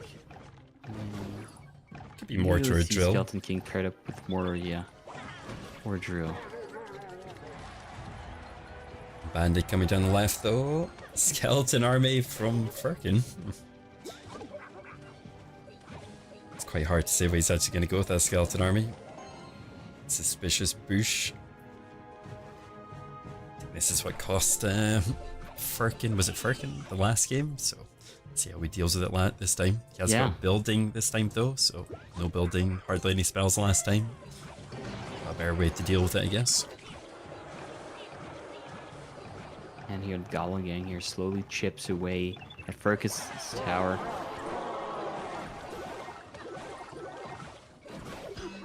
Ooh, okay. Getting some Mr. value as Mega Mega Knight there. Drill coming down to actually defend the Mega Knight as well.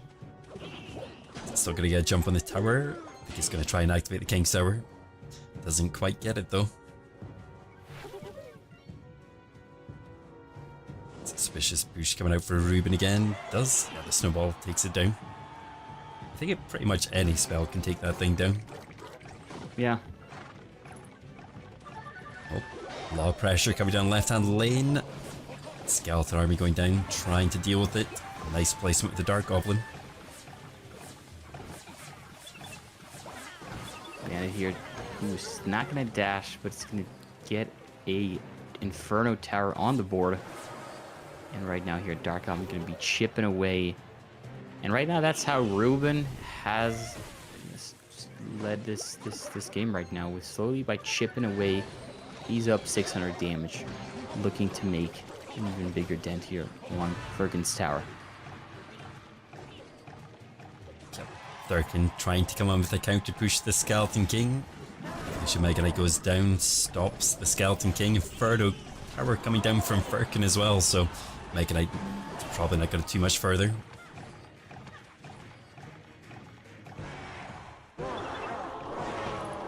His ability here, Pop, to absorb that bandit here. And another drill. But despite the relentless amount of drills here, okay, he is actually going to connect. I was going to say he's struggling here, but that beautiful drill in front of the Crown Tower causing a lot of problems. And Firkin back in the driver's seat right now. Yep, just takes one drill to change this game. Firkin pulling back, 400 more towered HP now. Mega Knight coming down, Dark Goblin. Does still get some chips on the tower. Pulling ahead just that bit further. Ruben really needs to get through here. He can't do anything with like tower damage. He hasn't got anything that can connect straight to the tower, like a miner or anything, so he needs to get a big push going. Drill coming down again for Firkin. I think he's got control of this game again. We've got the Evolution Snowball pulling that Mega Knight behind the tower. Here. A beautiful Evolution Snowball to pull back everybody. That combo, man, I said it, and I'll say it again. That Evolution Drill, Evolution Snowball, absolutely deadly. Firkin had really good control of this match, I think. Still a minute to go. Anything can happen. Ruben was trying to build up something big here, but walking straight into an Inferno Tower again. Suspicious push coming down that opposite lane though. Does use the spell on it.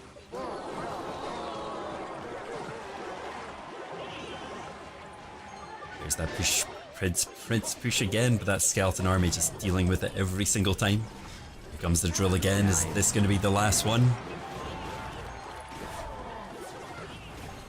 Beautiful, beautiful drill here. Almost taking down the tower here. Firkin, he's coming back.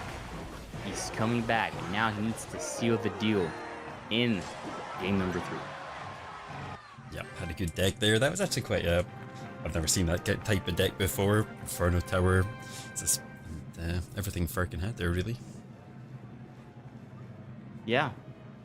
It was kind of it kind of reminded me of these old school bait decks with Inferno Tower, Skarmy, Goblin Gang.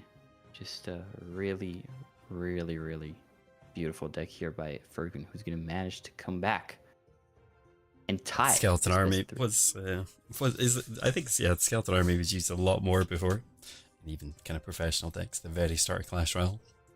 When did you start playing Clash Royale actually? I'm pretty sure it was when. So the thing is, I am actually French. So so Clash Royale came out. I started playing Clash Royale basically when it went global. So it was I definitely mean, I a was the pain same to pretty much. see I think. to see a couple of my friends like figure out how to bypass the geographical restrictions. All right, yeah. But Did you not have an but iPhone? yeah, no. So I was just sitting on the bench, just looking at them play. But yeah, for sure. You know, Clash Royale. It's been over. It's not good. We're closing in on 10 years. It's Yeah, I think crazy so. to look at how impactful a mobile game and the place it has in your life, really. No, for sure. It's been a part of my life for the past 10 years now, I think. So almost. Exactly, and Something. even more with making content, getting involved. With Supercell, it's a game that really has a special place in my heart, for No, sure. for sure. And looking forward to Opens see up a lot how. of doors for many people, I think, this game. Absolutely. Yes, 9 years Absolutely. achievement I've got at the moment. I'm not too sure when the next one, when it turns to 10, though. Yeah, it's gonna be the Big 10 right there. Wow. Crazy.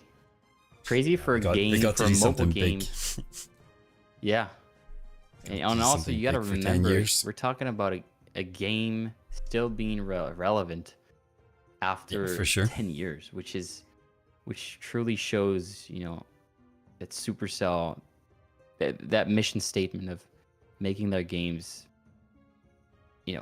as good as possible, allowing players to play it forever and for players to remember it.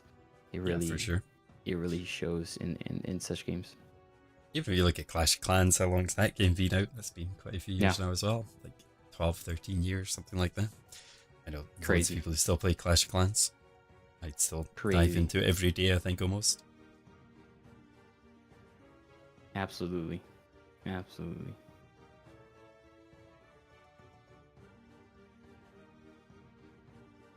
But yeah, speaking about Clash Royale's future, we're gonna see soon an auto chess game mode come in here, kind of absorbing Clash Muni. So also as well, looking forward to see how Clash Royale think can that was expand mentioned beyond.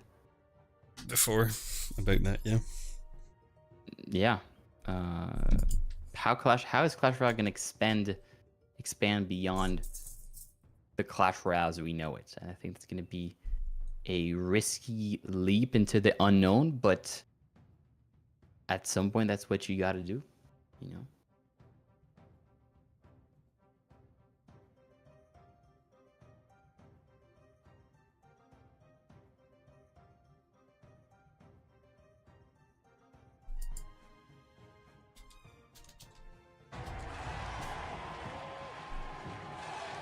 And we're back.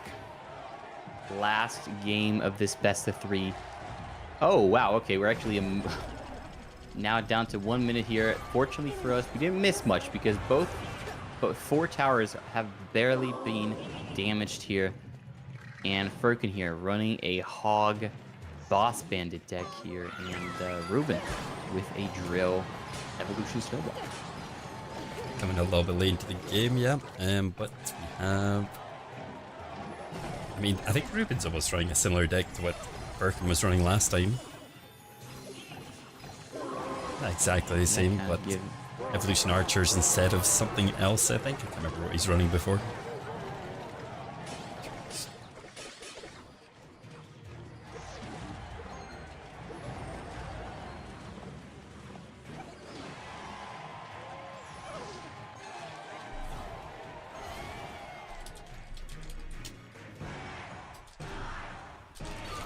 Let's steal the show. Right here, Firkin trying to build a push here on the left, but it's just going to be difficult to break through that Skeleton King, that Archer, that Inferno Tower. Really displaying a clean defense is Ruben.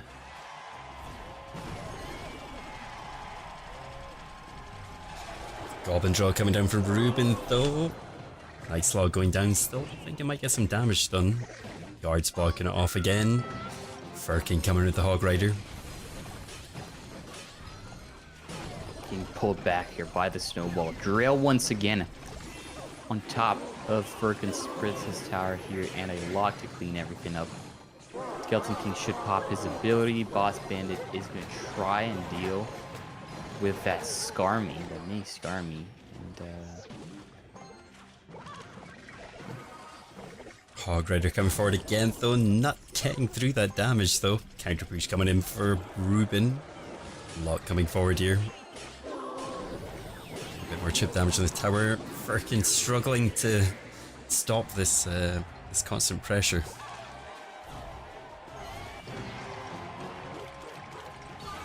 Let's steal the show. Alright, here Firkin once again building up a huge push, but look at that snowball poison. Already significantly weakens your push here, and a late Inferno Tower to catch that Hog Rider in the NT Earthquake spot. Beautifully played here. Ruben playing definitely great Clash Royale right now. Yeah, for sure. Really hard for Firkin to get through these Inferno Towers. Boss Bandit coming forward. Not going to make it through. I don't think Hog Rider is sneaking in, but still just can't get to the tower, and more damage from Ruben on the left.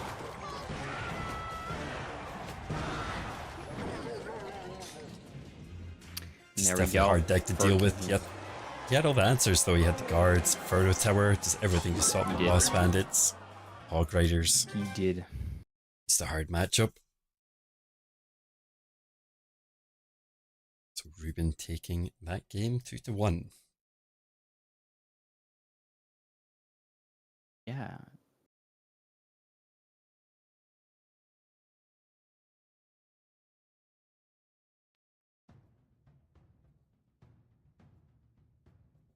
But yeah, Pedro kind of, if we take a look here at the scoreboard, Pedro with a 3 victory.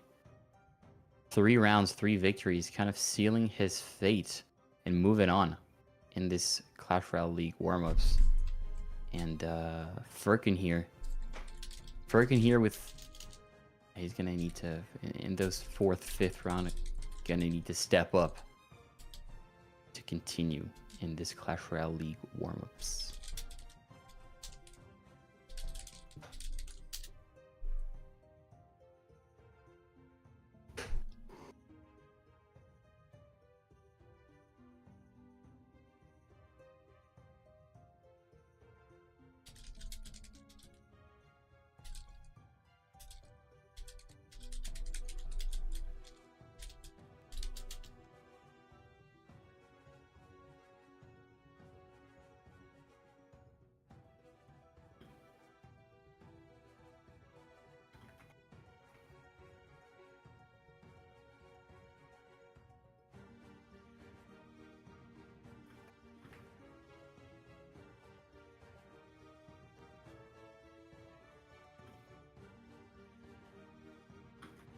Here's the standing so far. Pedro's in first, Clown is second, Ruben third, Firkin fourth, Sub fifth, and Phil in 6th place. Yeah, Pedro here with a clean 3 rounds, 3 victories here, kind of handling this group stage really well. Yeah, coming out. I mean, basically now it's just a matter of, you know, getting that one, probably one more victory to seal his first place into this group D. Because the thing is, behind that first place, you're gonna avoid some of the big names that have qualified in first. You know, Mohamed Light, Riley.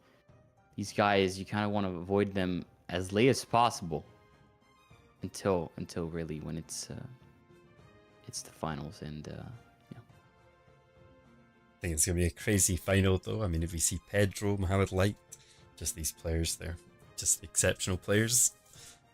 Can't wait to see them.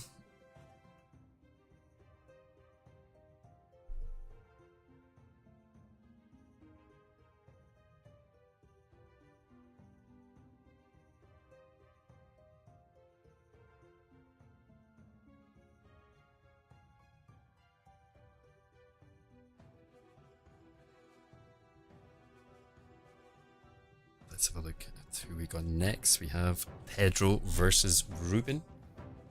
There we go.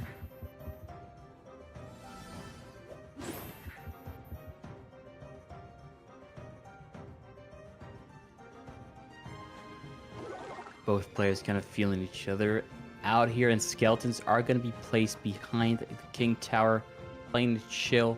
Nobody is revealing their decks here, and guards come down.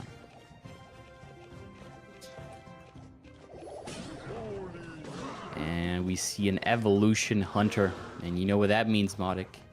Yep. That's RG. Could potentially be. Monk coming down as well.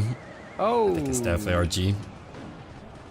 And a beautiful NATO here, pulling back the monk so that it doesn't end up, the bowler doesn't end up just backfiring.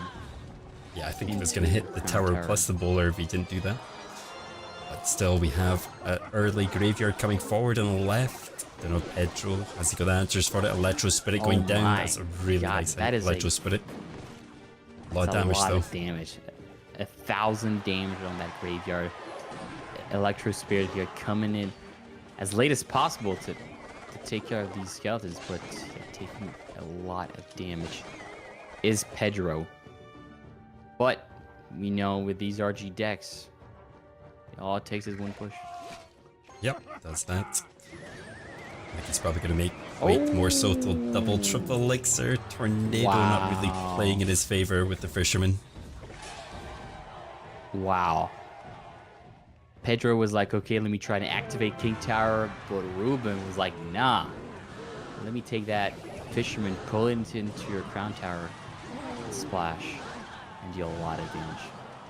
Royale Giant coming down the right hand lane is catching up now on tower damage. Has two options for the graveyard, goes on the left.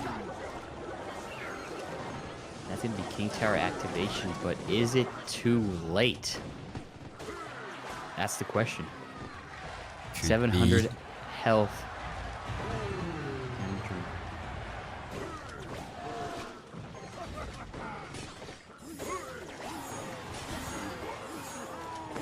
Monk still getting a little bit more damage on the tower there. Executioner is down to defend. Could we see another double? We see a graveyard in the right hand tower. It's got a little bit pushing forward there. Yeah. You gotta seal the deal here on the left for, because this is definitely gonna be a one tower. Oh my God! Fisherman that even pulls happen? in. I don't know, but I do know that that was not intended here. And Freeze looking like it's gonna seal the deal here. Or is it 300 HP? Not quite yet. Wow. Wow. I think we still could potentially see a big Royal Giant push. Needs to do it quick. Here he comes. This is his last chance. He's got a Hunter down. Royal Giant trying to come forward. Does actually connect to the tower. Hey, that RG probably quite like uses the freeze. That's over. Well, it's still a minute to go. There's not a lot of big spells from Ruben, so has to get the graveyard down. I mean, I think it might be Pedro's last card might be a Fireball, but I don't really necessarily see a use except for maybe retargeting that Inferno Dragon, as well as an Electro Spirit here, but the... Here comes a graveyard though. You can get the freeze on the main crown tower as well. Let's go for it in the end. Fireball coming down, try and stop this damage. Skeleton. That's really well played from Pedro though. Hanging on by a thread.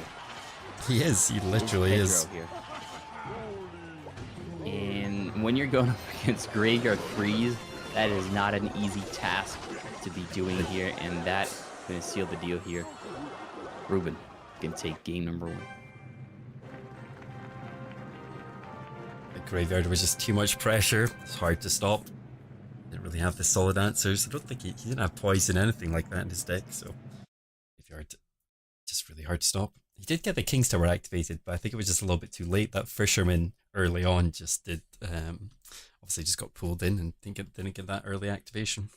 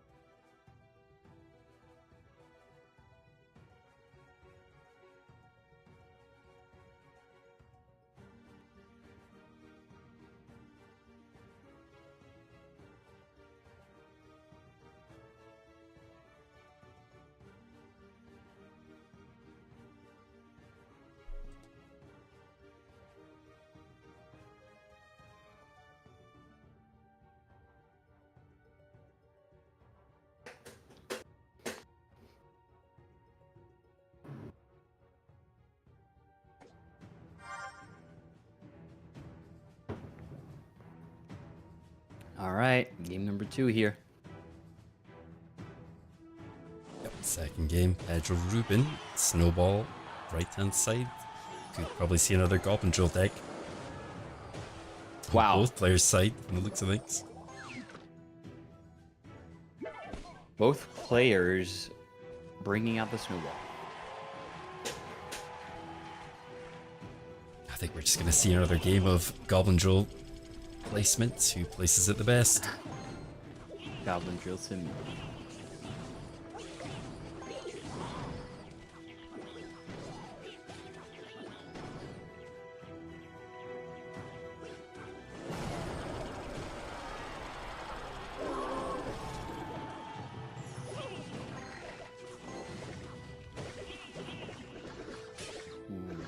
Beautiful snowball here, timed perfectly as soon as these goblins pop out.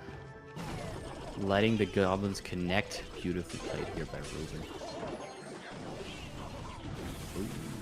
Ooh, and there. Oh, but the lock comes in here in response to that beautiful evolution snowball. Yep, just Ruben doing a little bit better on defense here. Went slightly ahead on tower damage with his drill on the left.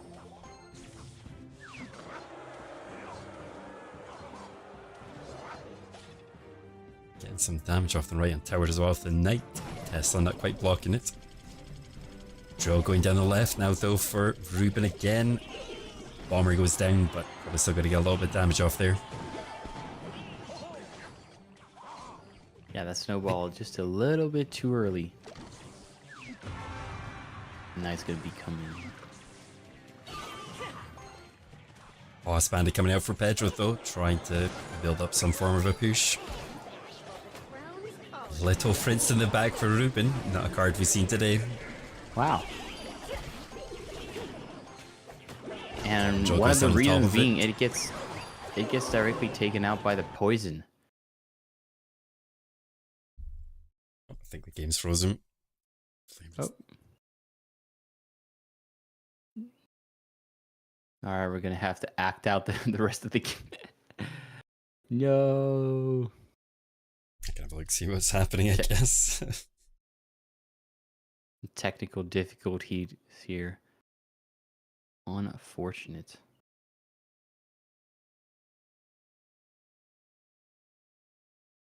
Alright, I guess we'll have to see here on the scoreboard just soon enough. I'm gonna look at the game now though. Unfortunate. Pedro is currently on 1000 HP. His left hand tower.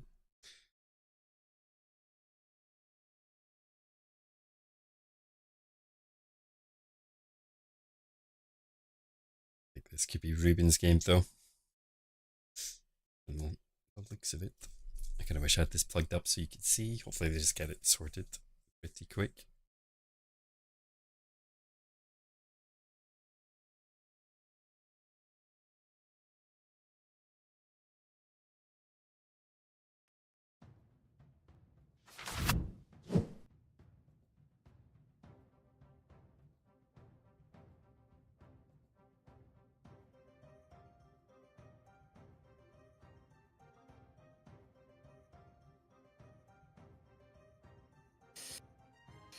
Alright. Alrighty.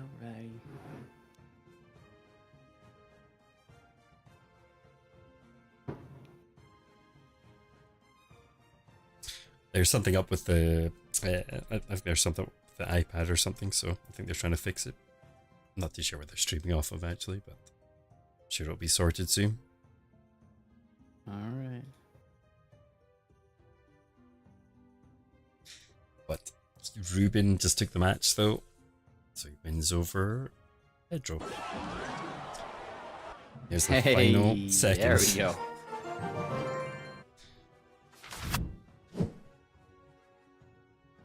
We just briefly saw the match ending here. And it's gonna be one. Yeah, it was literally the last like 0.1 second of the match, if that. Might get to see a little bit, yeah, we get to see a replay here. Oh, nice. Last minute, 40 seconds.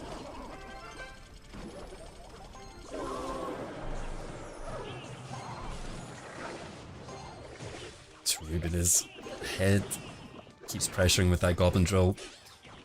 Just defends really well from Pedro's Goblin Drill as well. I'm pretty surprised no one's going for the Evolution Goblin Drill though. Thought that would be popular, but it's probably just better using Evolution Snowball and other cards like Evolution Cannon.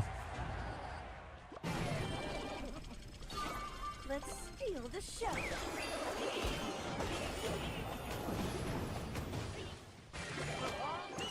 Eyes on me.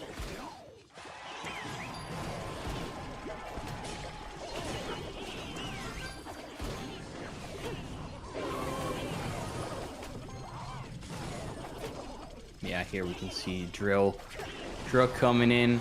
Beautiful snowball. And the goblins here are going to take down the tower at 260 health. Another Drill coming in hot.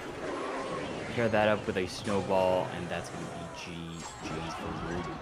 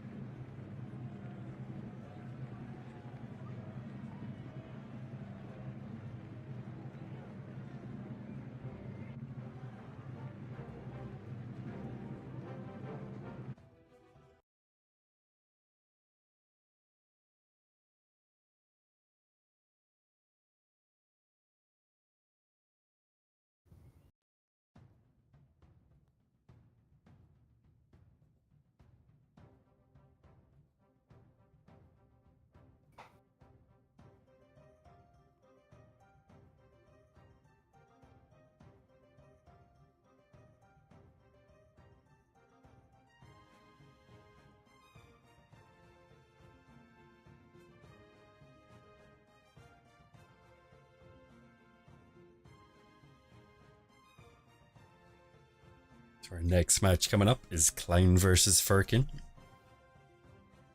Both players, I don't think it's Clown even yet. Clown dropped his sub in the first round, but I think he's taken his other 2 rounds. Yeah, definitely. Clown here, Like definitely a solid opponent here. Yep, I think Firkin would need to kind of 2-0 for the next 2 rounds to become top 3. Else, I don't think we see the scoreboards at the moment. Probably see that soon. Well, after this match.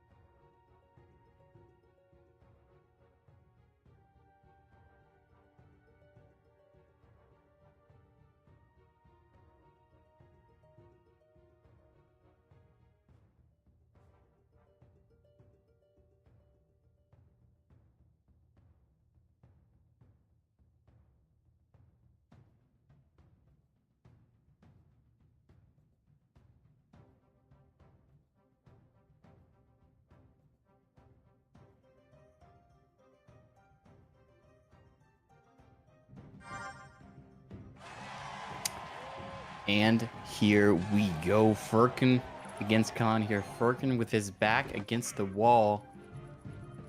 He's got to come back. He's got to bounce back here with the Turkish community supporting him. Let's see how he's going to be able to do against a Cannoneer, which seems to be looking like mortar bait Cannoneer. Yep, definitely looks like that. We have Royale Ghost coming out for Firkin as well. Yeah, a lot of mortar. Cannoneer just plays airs really well, I guess, with mortar decks. You can just deal with that swarm when you have a lot of goblins. Mm-hmm. Yeah. Absolutely.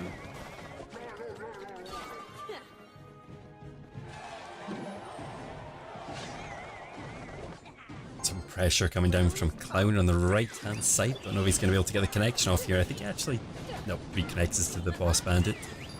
Double bandits in Firkin's deck though. One fully bridge spam here.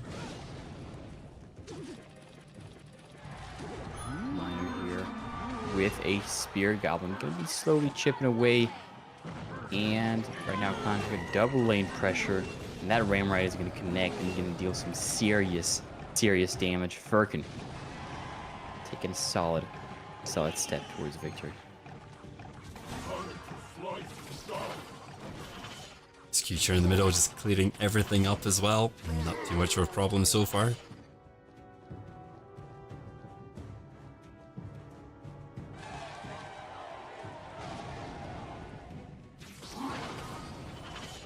But that double elixir is starting soon. Things are going to ramp up in just a second.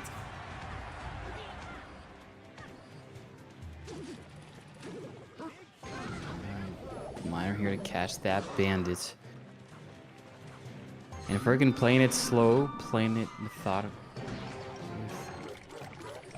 just taking a look here, and he's gonna go ahead and place down the lightning.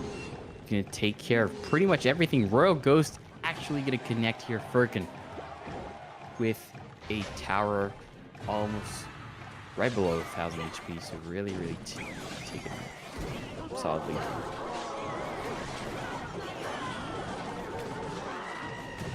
Firkin doing a good job of... Like, he's actually just not pressuring at all. He knows he's so far ahead, so he's doing little bits here and there. I like it's be hard for Clown to come back. Executioner's a solid counter towards that mortar as well. Probably going to deal with most of the cannon cart as well. Yeah, right now trying to make a split lane push here. Trying to see what will stick here, but a beautiful evolution snowball. Miner getting a little bit more chip damage on the tower though. Little push coming out from Firkin, forcing out the goblins. Mortar pressure coming out from Clown again. That Executioner's just blocking it every single time. And that Ram Rider again. Just getting that significant amount of damage here. And Clown not being able to do anything against that Ram Rider. Maybe this is it. This is kind of your last chance here to come back. Miner. Cannon cart is locked on here on the left. Cannon cart though could change the game. Does get the retarget. The mortar. Left hand side. I think Clown's brought this back. Oh. Wow. That was letting the game slip away. Yep. Wow. He had control all the way through the game there to the end. And there was just too much pressure. A beautiful comeback here by Clown. Unfortunate stuff here for Firkin, who had the game, but a few misplays here and there, and the pressure overwhelmed both lanes. Cannon cart on one lane, mortar evolved on the right. Very difficult to defend both of them, and it was just too much pressure.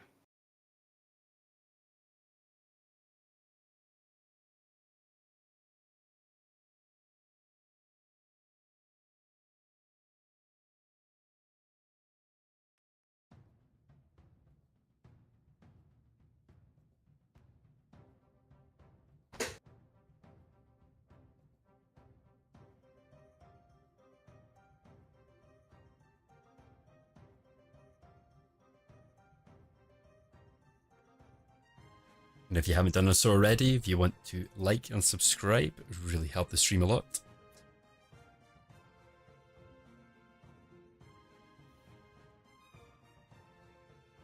I don't think Firkin is out yet. I think he has to maybe V2 wins this.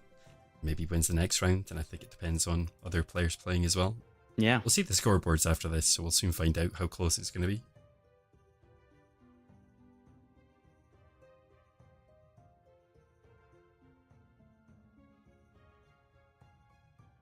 Who is Phil? Phil is Phil.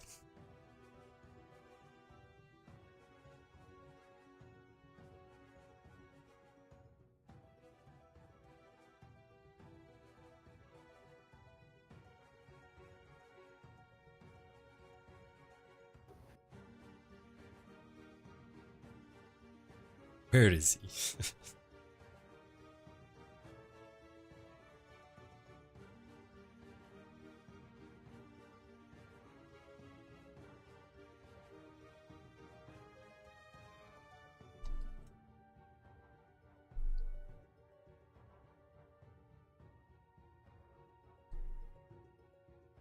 Phil's going to be playing soon. I don't think Phil's played live yet, has he? I don't recall. I don't recall seeing him here. Let's have a look. Calendar.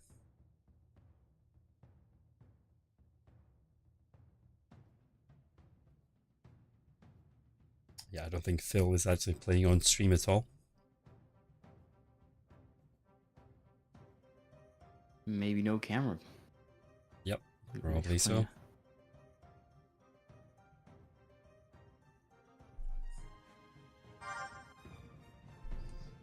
Getting into this second match, Clown versus Firkin.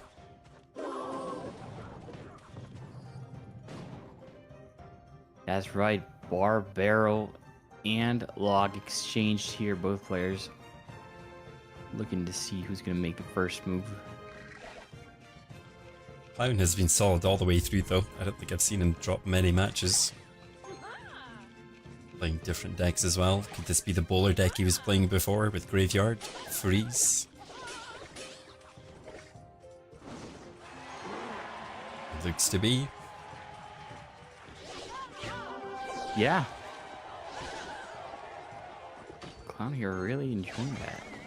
Well, maybe change the bowler out for the Executioner. It's really hard to say even at these cards which decks they're going to be playing. Could be Balloon, could be Graveyard. Ooh. Activates the King's Tower there. Nice activation. Wow. Wow. That one Tornado Goblin to as pull well. That Goblin. Yep. And the Bar Barrel. Perfect defense here. Clown. Really locked in here. I mean, it just shows you how much they practice these interactions. I mean, I would have never known to do that. Little things like that make a huge difference in Clash Royale. Yeah. Golden Draw coming down again for Firkin. Yep. Absolutely. Because now you see that King Tower is going to be helping out on every drill. Every drill that Firkin's going to play, the King Tower is going to be there, chip away. And that's going to stack up. And that's going to allow Clown to really have a super clean defense and not take damage. Yep, he's got all the counters as well. He's got the Valkyrie, Executioner, and he's got guards as well. That He's always going to have answer in hand. Beautiful Archer Queen at late activation of that ability, knowing that the tornado would come here. Beautiful place here by Firkin. And are we going to see... Yeah, we are. I was about to say this is a beautifully set up here. And that freeze is going to clip everyone here. Especially if you NATO everyone together. Oh my god. Look at that Executioner though. Still full HP. And the freeze went off. Wow.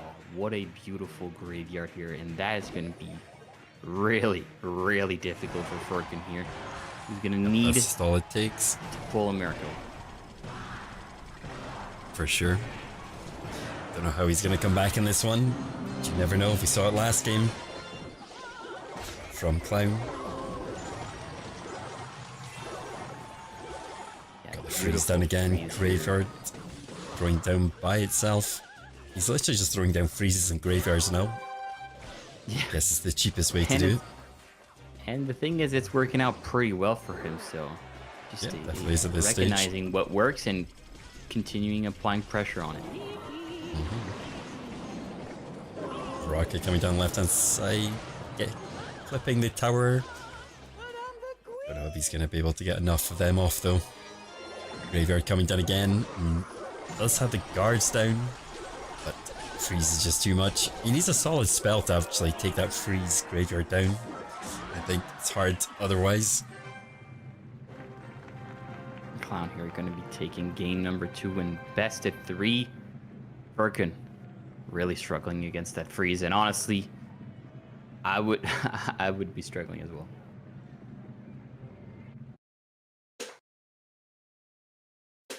Yeah, it's definitely hard when you don't have any spells like poison or earthquake or just anything to deal with that graveyard after the freeze goes down. I mean, he had answers, Valkyrie, stuff like that, but just gets stopped by the freeze.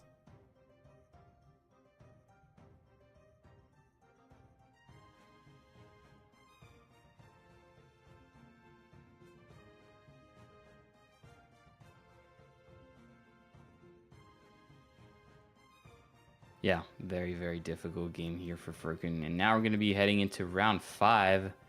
And, well, it seems like we're going to be... The final leaderboard is starting to settle. Yeah, it is. We should be able to see the leaderboard hopefully shortly.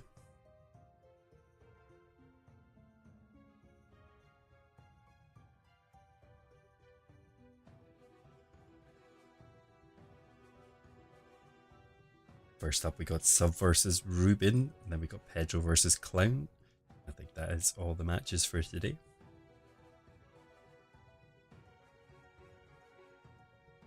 If you guys are enjoying the stream, if you want to give us a like and subscribe, we'd really appreciate it.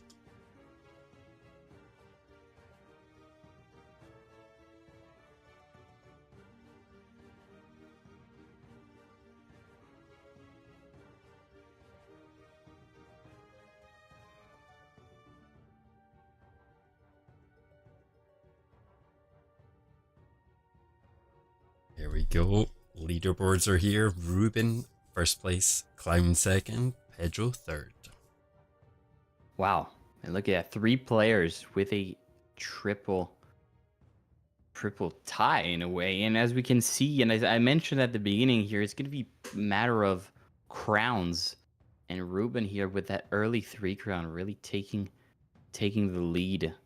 And hopefully that's going to be enough to get first place and avoid Riley, avoid Mohammed Light with these big dogs here.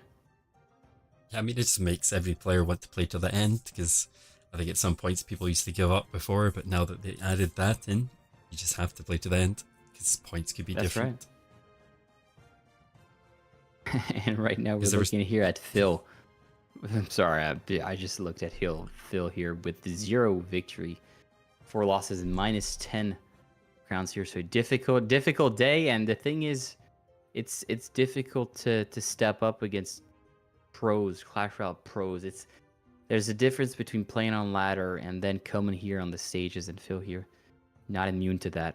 But it's by gaining that type of experience that you'll grow as a player and hopefully make it in later on down the season. Yep. It's just a hard group though. I mean, you got Ruben, Pedro, Firkin, some of the top players in Clash Royale. Clown has been dominating as well. Sub. It's a really hard group to contend with.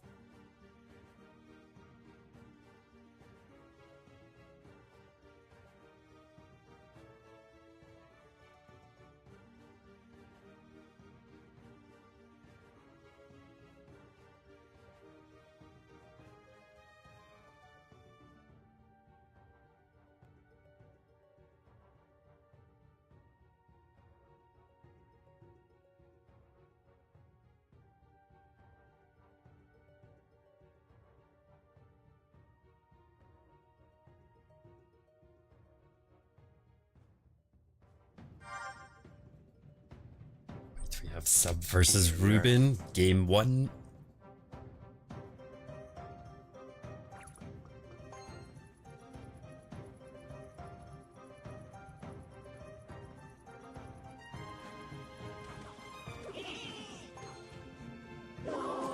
We're looking like another mortar deck from Sub to start off. Not too sure about Ruben so far, of course. I think almost as long as you see that combination of minor goblins and bats, it's just, it's a mortar straight away. Oh, yeah. Royal Giant potentially from Ruben. Oh, it's probably the Mega Knight deck now. I mean, we've seen a lot of suspicious bush with that Mega Knight Lumberjack. Yep, this is true. Let's see. Could be Evolution Mega Knight. Boss Bandit. It's actually hard to say what he's running, Cal. I mean, Sub, sorry. Monk gonna tank that. Fisherman trying to pull it back, but just not working.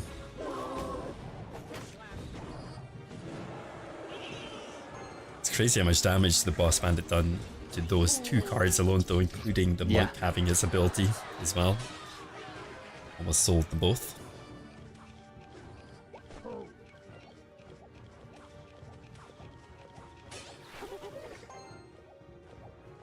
suspicious bush here played at the Slow bridge. push. Slow push coming out for sub.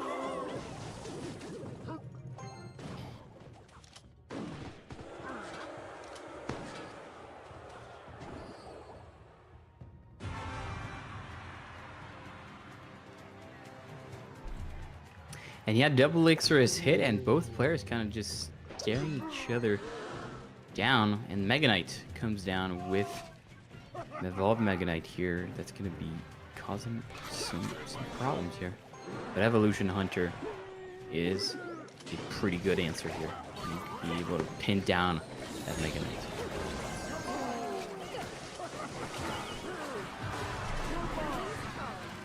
I think both players just trying not to overcommit, but a lot built up here for Ruben. Tries to get his Royal Giant down. Inferno Dragon was there though, so Royal Giant dropping in HP.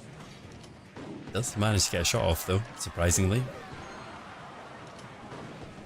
Suspicious push pressure coming down the right hand lane again from Sub. Don't know if it's going to be able to do much. Those guards there. Yeah, right now neither players are able to break through. Really difficult and clean defenses overall. So let's see if definitely. Ruben can make a big Royal Giant push.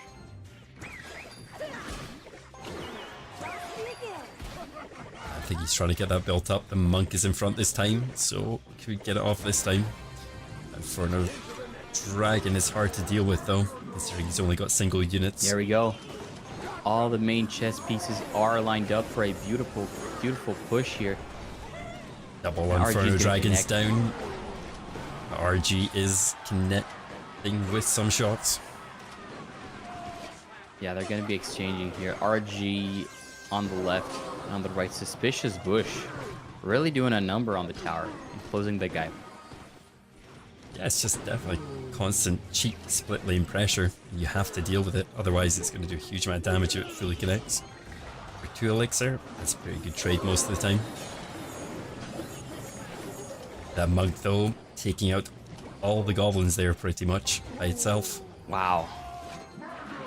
Monk's still locking on though. Here comes the big counter push from Sub though. Double Inferno Dragon Double and Evolution. Inferno Dragon. That's pretty well. And that's going to be a lot of pressure here coming down. Hunter's dealing with it, no problem. Here's the counter push from Ruben. Another Royal Giant goes down again into an Inferno Dragon, but Fireball goes down, gets the retarget.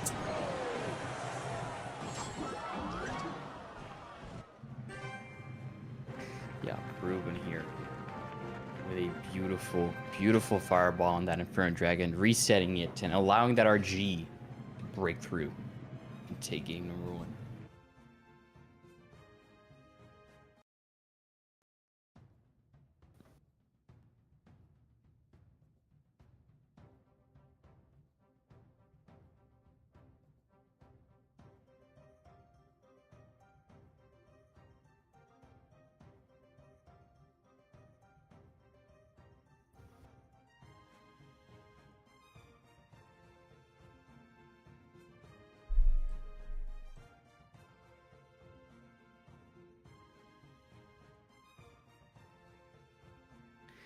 But yeah, during this downtime, hope you guys are enjoying the stream.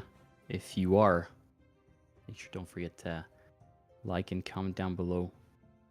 Kind of who you guys are rooting for. What is, I mean, for me to be honest, I'd love to see Furkan here get a W. But yeah, it's a difficult day. Difficult day for the Turkish player. It has been. Just small, tiny mistakes have made a huge difference with all the losses today, I think.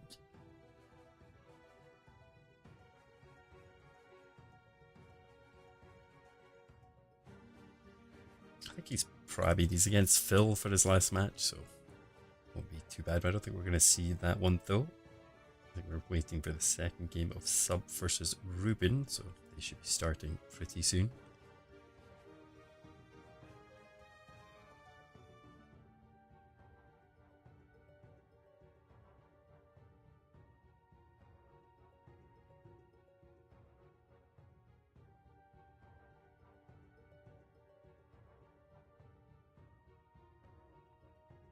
feel like with Miner though, it keeps creeping back. I'm sure it was nerfed a little while ago, but no one was using it, and now it's back again. The thing is, it feels like Miner is kind of nerf proof because on paper you're providing a win condition that's always going to lock on and that's always going to deal either some sort of chip damage or attract a lot of elixir to deal efficiently against it. So it's a difficult card to nerf. And it's been, I mean, to it. Yeah. And I mean, the numbers of Go nerfs any place. it received. I think it has like chip damage. I mean, imagine it wasn't nerfed, it would pretty much like sold the tower, I think, from the start.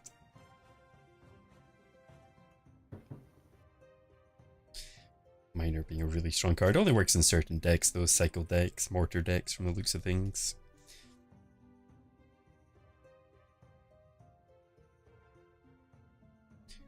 Let's go check and see how the players are getting on. Shouldn't be long till we get to our next match. Here it is. The second match, Sub versus Ruben.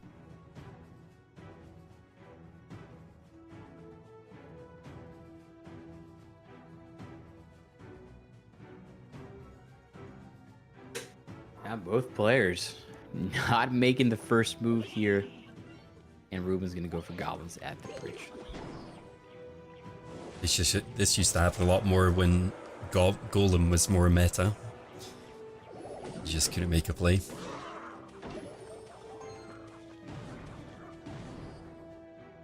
Yeah, and right now here, cannon, evolution bomber.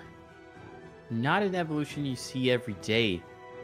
And it's really difficult to get a lot of value with the evolution bomber, and there's also the threat of activating King Tower. So Sub here, a risky evolution, hopefully it's going to pay off.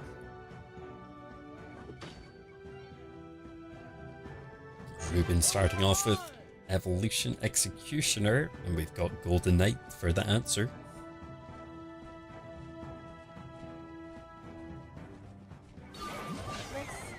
Electro Giant coming out for Sub though, going straight for the push. Does not look like Ruben has many answers to that Electro Giant, but still takes it down before he even gets near the tower. And the counter with the Ram Rider as well. Surprised that Ram Rider even got through. Oh my god, the value of that boss bandit here. The double dash on the E Giant really just destroyed the main push. And yeah, right now both players dealing about 500 damage. Yeah, boss bandit, a solid tank killer in a way. In a way, yeah, definitely.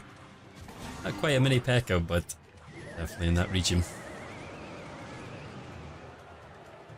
Evolution Executioner coming down from Ruben though. Left hand lane. Wants to cause some split lane pressure.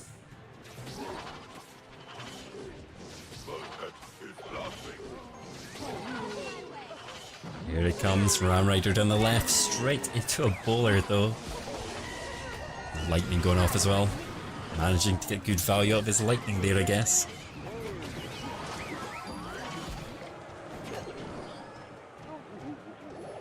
Wow. That boss bandit dealing numbers here. Sub feeling the pressure of that boss bandit Ram Rider here. And he's got to make, I mean, at some point you got to make a big E-Giant push. Try to overwhelm your opponents. I think Ruben's just keeping on him on his toes though, trying to keep his elixir low so he can't get the Electro Giant down. The evolution snowball just adds salt to injury here. And right now a double lane push here. Bowler put on the right, but you kind of need it on for the Ram Rider as well. He's not going to take any damage. Wow. Sub here playing this really well despite the split lane pressure. I think it's just really hard for him to get real push built up with all this coming from Ruben, constantly throwing things in the back in opposite lanes.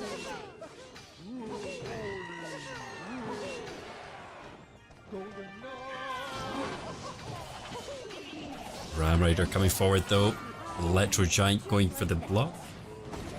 I guess it kind of body blocks it a little bit. Ram Rider charging forward. Boss Bandit making his way wow. over. What? That's crazy. Did you see that double charge That- though? I did.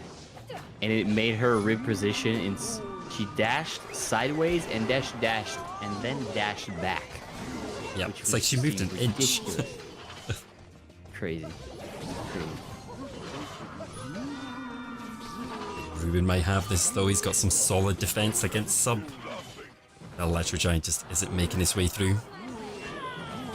Ram Rider going down again. Opposite lane pressure again from the E-Giant. Bowler there to try and stop it.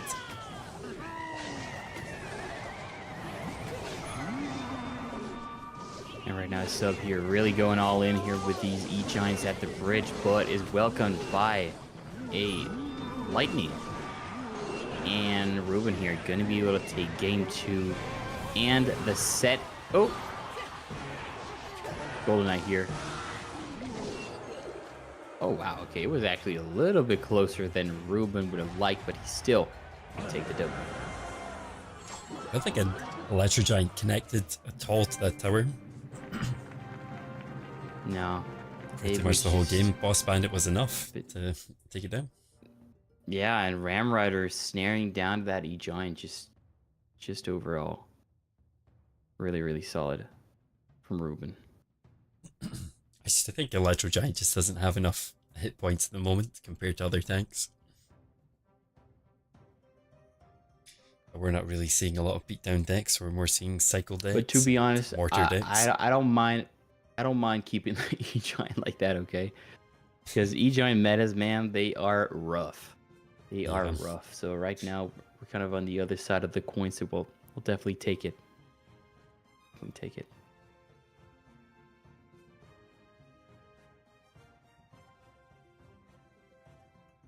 I think actually why I stopped playing Expo is because of cards like E-Giant, so it's with the retarget and everything.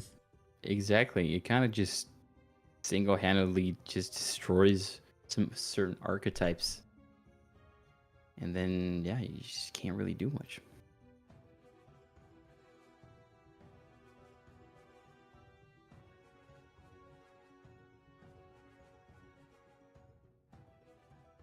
So should we go on to game 2 pretty soon? I think this is the last game for today, depending if Phil and Fur can run over, but we have Pedro and Clown for the next game. That's right. And honestly, I think Clown probably playing here for first place. He's got three wins at the moment. So this is going to be a very, very crucial best of 3 here for Clown to hopefully take first place. Yeah, I think it's been between him and Ruben. I think. Ruben won round 1, lost round 2.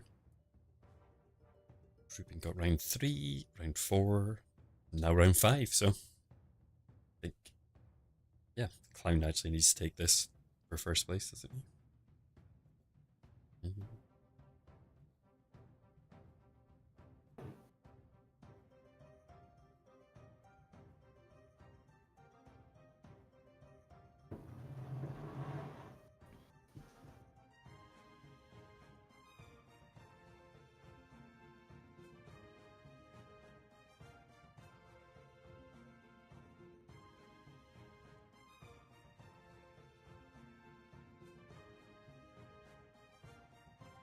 Thanks, Praise. I appreciate it.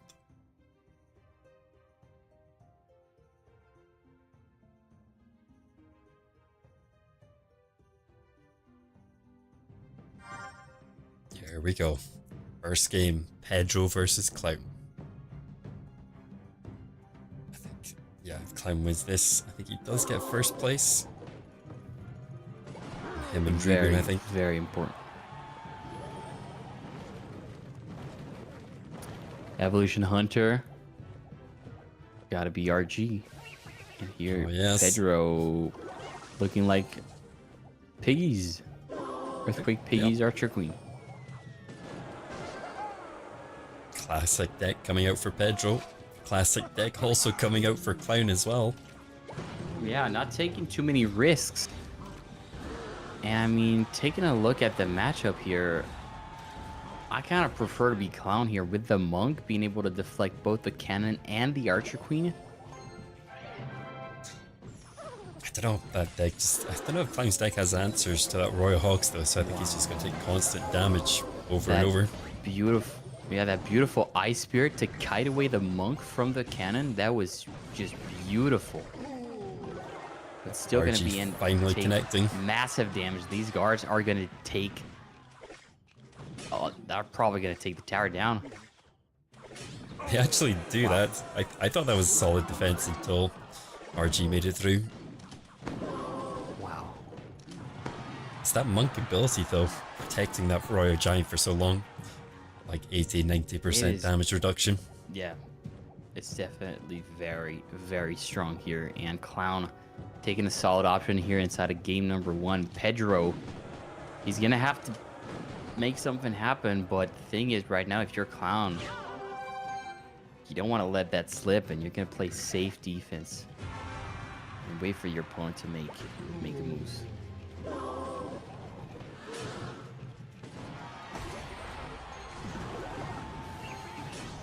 I'm looking pretty solid. There is Royal Hogs rushing down that right hand lane straight into a Hunter. It's not too much damage getting done there.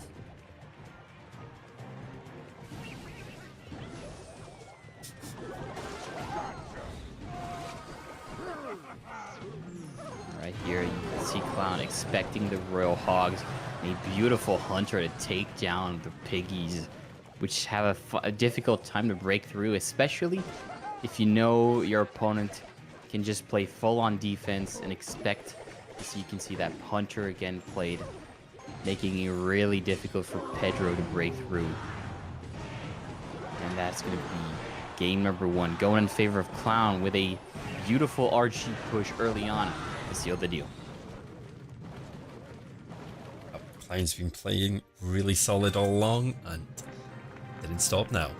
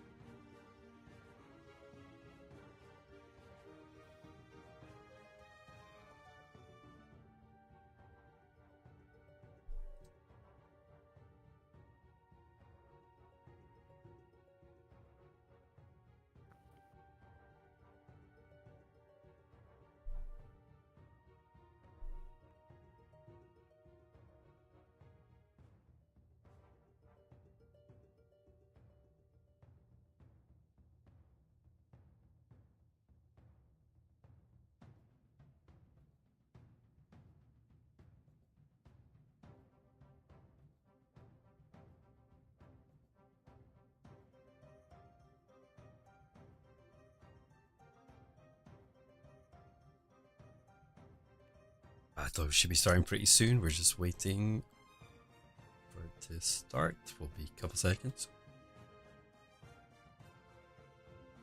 If you haven't done so already, if you want to throw a like on the stream and subscribe as well, really appreciate it. Here we go, Pedro versus Clown. Just getting into it now.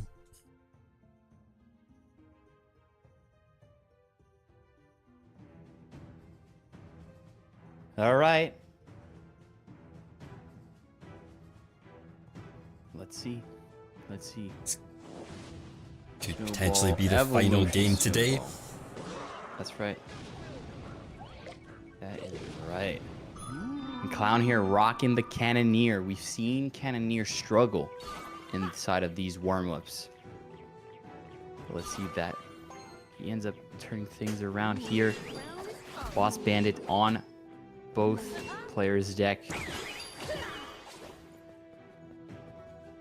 They want to bring the battle to their side of the arena here. Really, really interesting to see those types of plays.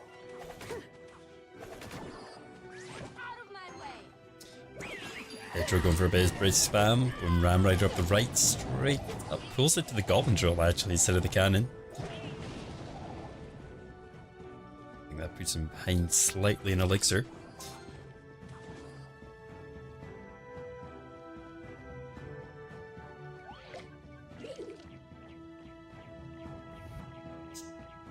Alright, Evolution Executioner.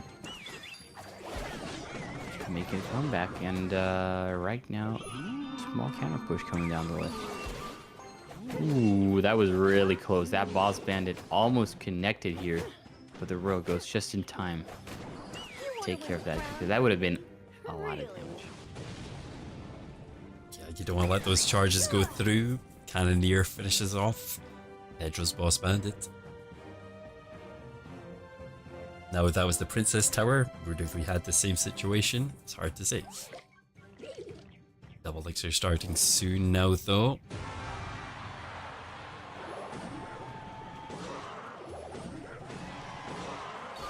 Let's make this quick. Yeah, both players here kind of cycling these snowballs to get to that Evolution Snowball and hopefully come out on top with a beautiful, beautiful drill Evolution Snowball. Look at that, triple goblins on the tower. And Clown is going to take the lead just off of that beautiful evolved snowball. Eyes on me. Ram Rider coming down the right hand side for Pedro. Does get a really nice lightning off there. Lightning. Good value. Ah, the snowball slows everybody down here. Ram Rider snaring down that Boss Bandit, and Pedro coming back on top. Watch and learn. Barbara here cleans up the goblins. Beautiful Boss counter Bandit on the push right. on the right. Yep. Charging forward. He's got a big push here. Lots of bridge spam coming forward. I think the Evolution Cannon's going to be enough to stop it, though. Wow. It just nuked the whole board. Beautiful. It does. It's like you have this huge pressure coming forward, and Evolution Cannon deals with it all.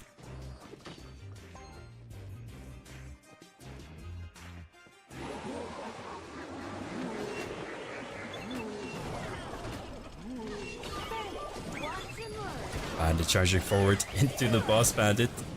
Boss Bandit, of course, wins. A lot of pressure on the right here. Boss Bandit making its way forward. Doesn't quite connect to the tower there. Wow, I'm every just gonna time that chip damage him with the snowball. spell. What was that? No, I was just gonna say that every time Clown goes for Evolution Snowball push, it really does a number on Pedro's tower here, and that's really the name of the game here. Cycle as fast as possible to that snowball and get those pretty much consistent drill connections. Steal the show. Yeah, for sure. Need to get them both timed together. Makes such a huge difference. Here comes it again, though. Is he going to get the similar sort of push? Doesn't have Evolution Snowball this time, though. Does go for the poison to get that value on tower plus all the units. Oh my god. Defense. It's even more ridiculous. There goes the Evolution Cannon again, just doing his job. Is what I'm the boss. Boss Bandit coming in again. Boss Bandit to deal with the Boss Bandit.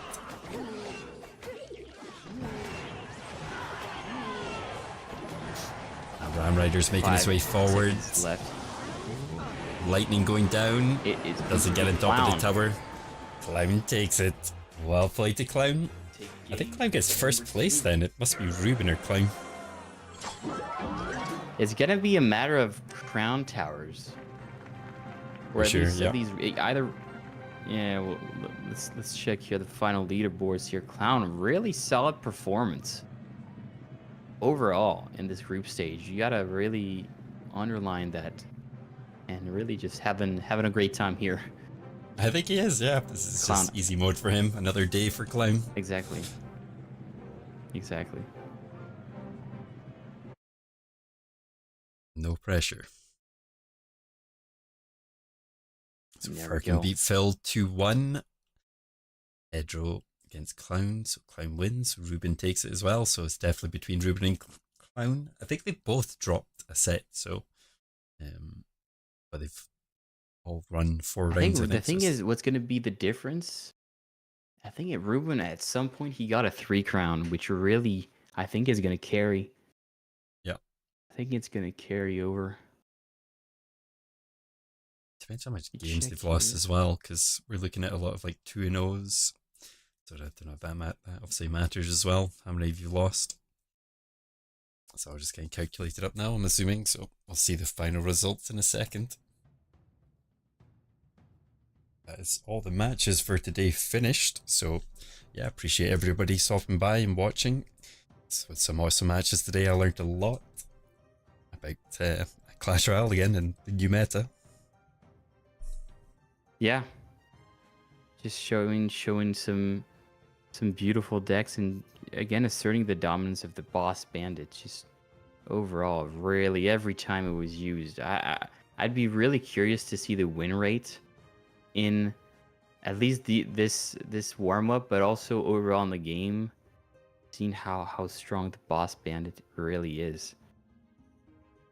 Yeah, I think it's Overall, got just, massive win rate at the moment. If you've not got that card in your deck, it's going to be a struggle. Let's have a look at Royal API, maybe. Nah.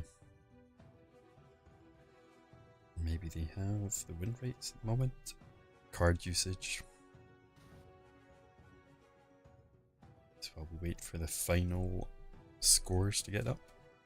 Cards.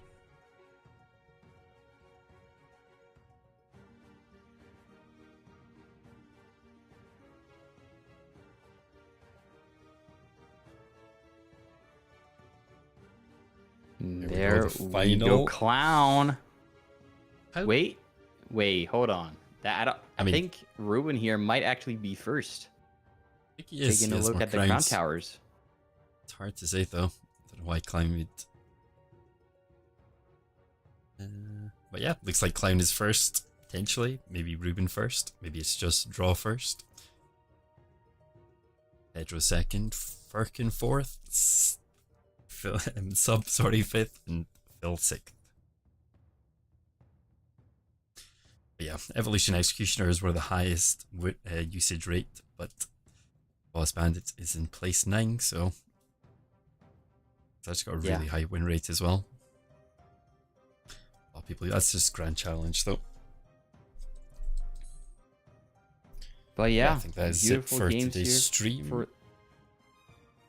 Yeah, absolutely. Make sure you guys like this beautiful stream. Let us know what you guys thought of this beautiful cast here. Motic, it's been a pleasure to cast both of these group stages. You know, it's always fun to have another co-caster just exchanging our point of views, exchanging our perspectives on the games, the players, for this beautiful game we love. For sure. Thanks again for joining me. Really appreciate it. What's up, Mohammed Light? We got Mohammed Light in the chat. Firkin did come 4th or 5th place, yeah. Oh, when we actually have a look here at the beautiful bracket. Final brackets here. So Samuel is through to the quarterfinals. Goriko, Asaf, and Clown now. Beautiful. And right now we're going to see Seconds. Riley against Yoru, Ruben against Adrio, Mohamed Light against Pedro, Souza against Torres here. Beautiful, beautiful games ahead of us. But yeah, that's going to be Can't wait next to watch week. some of these If you games. if you guys do not want to miss out on this beautiful tournament here, the Clash Royale League warm-ups, don't forget to subscribe to Motic's channel here. And I'll see you guys next week. Yeah, for sure. We'll be back next week, Saturday. I think around about the same time, and Sunday as well. So again, thanks everyone for watching. Hopefully you enjoyed the stream today. Again, like and subscribe because we will be back on. You should turn on notifications as well if you want to know when it comes on next week. But I'll let you guys know when it's on next. But yeah, Saturday is going to be the day, I think. Yeah, thanks everyone for watching. Hopefully you enjoyed the stream today. Again, thank you for coming along to see you. I think you should just call yourself Shield Maiden because Z Shield Maiden is hard to say. But yeah, thanks again everyone for watching. And I'll see you guys next week. So see you guys soon.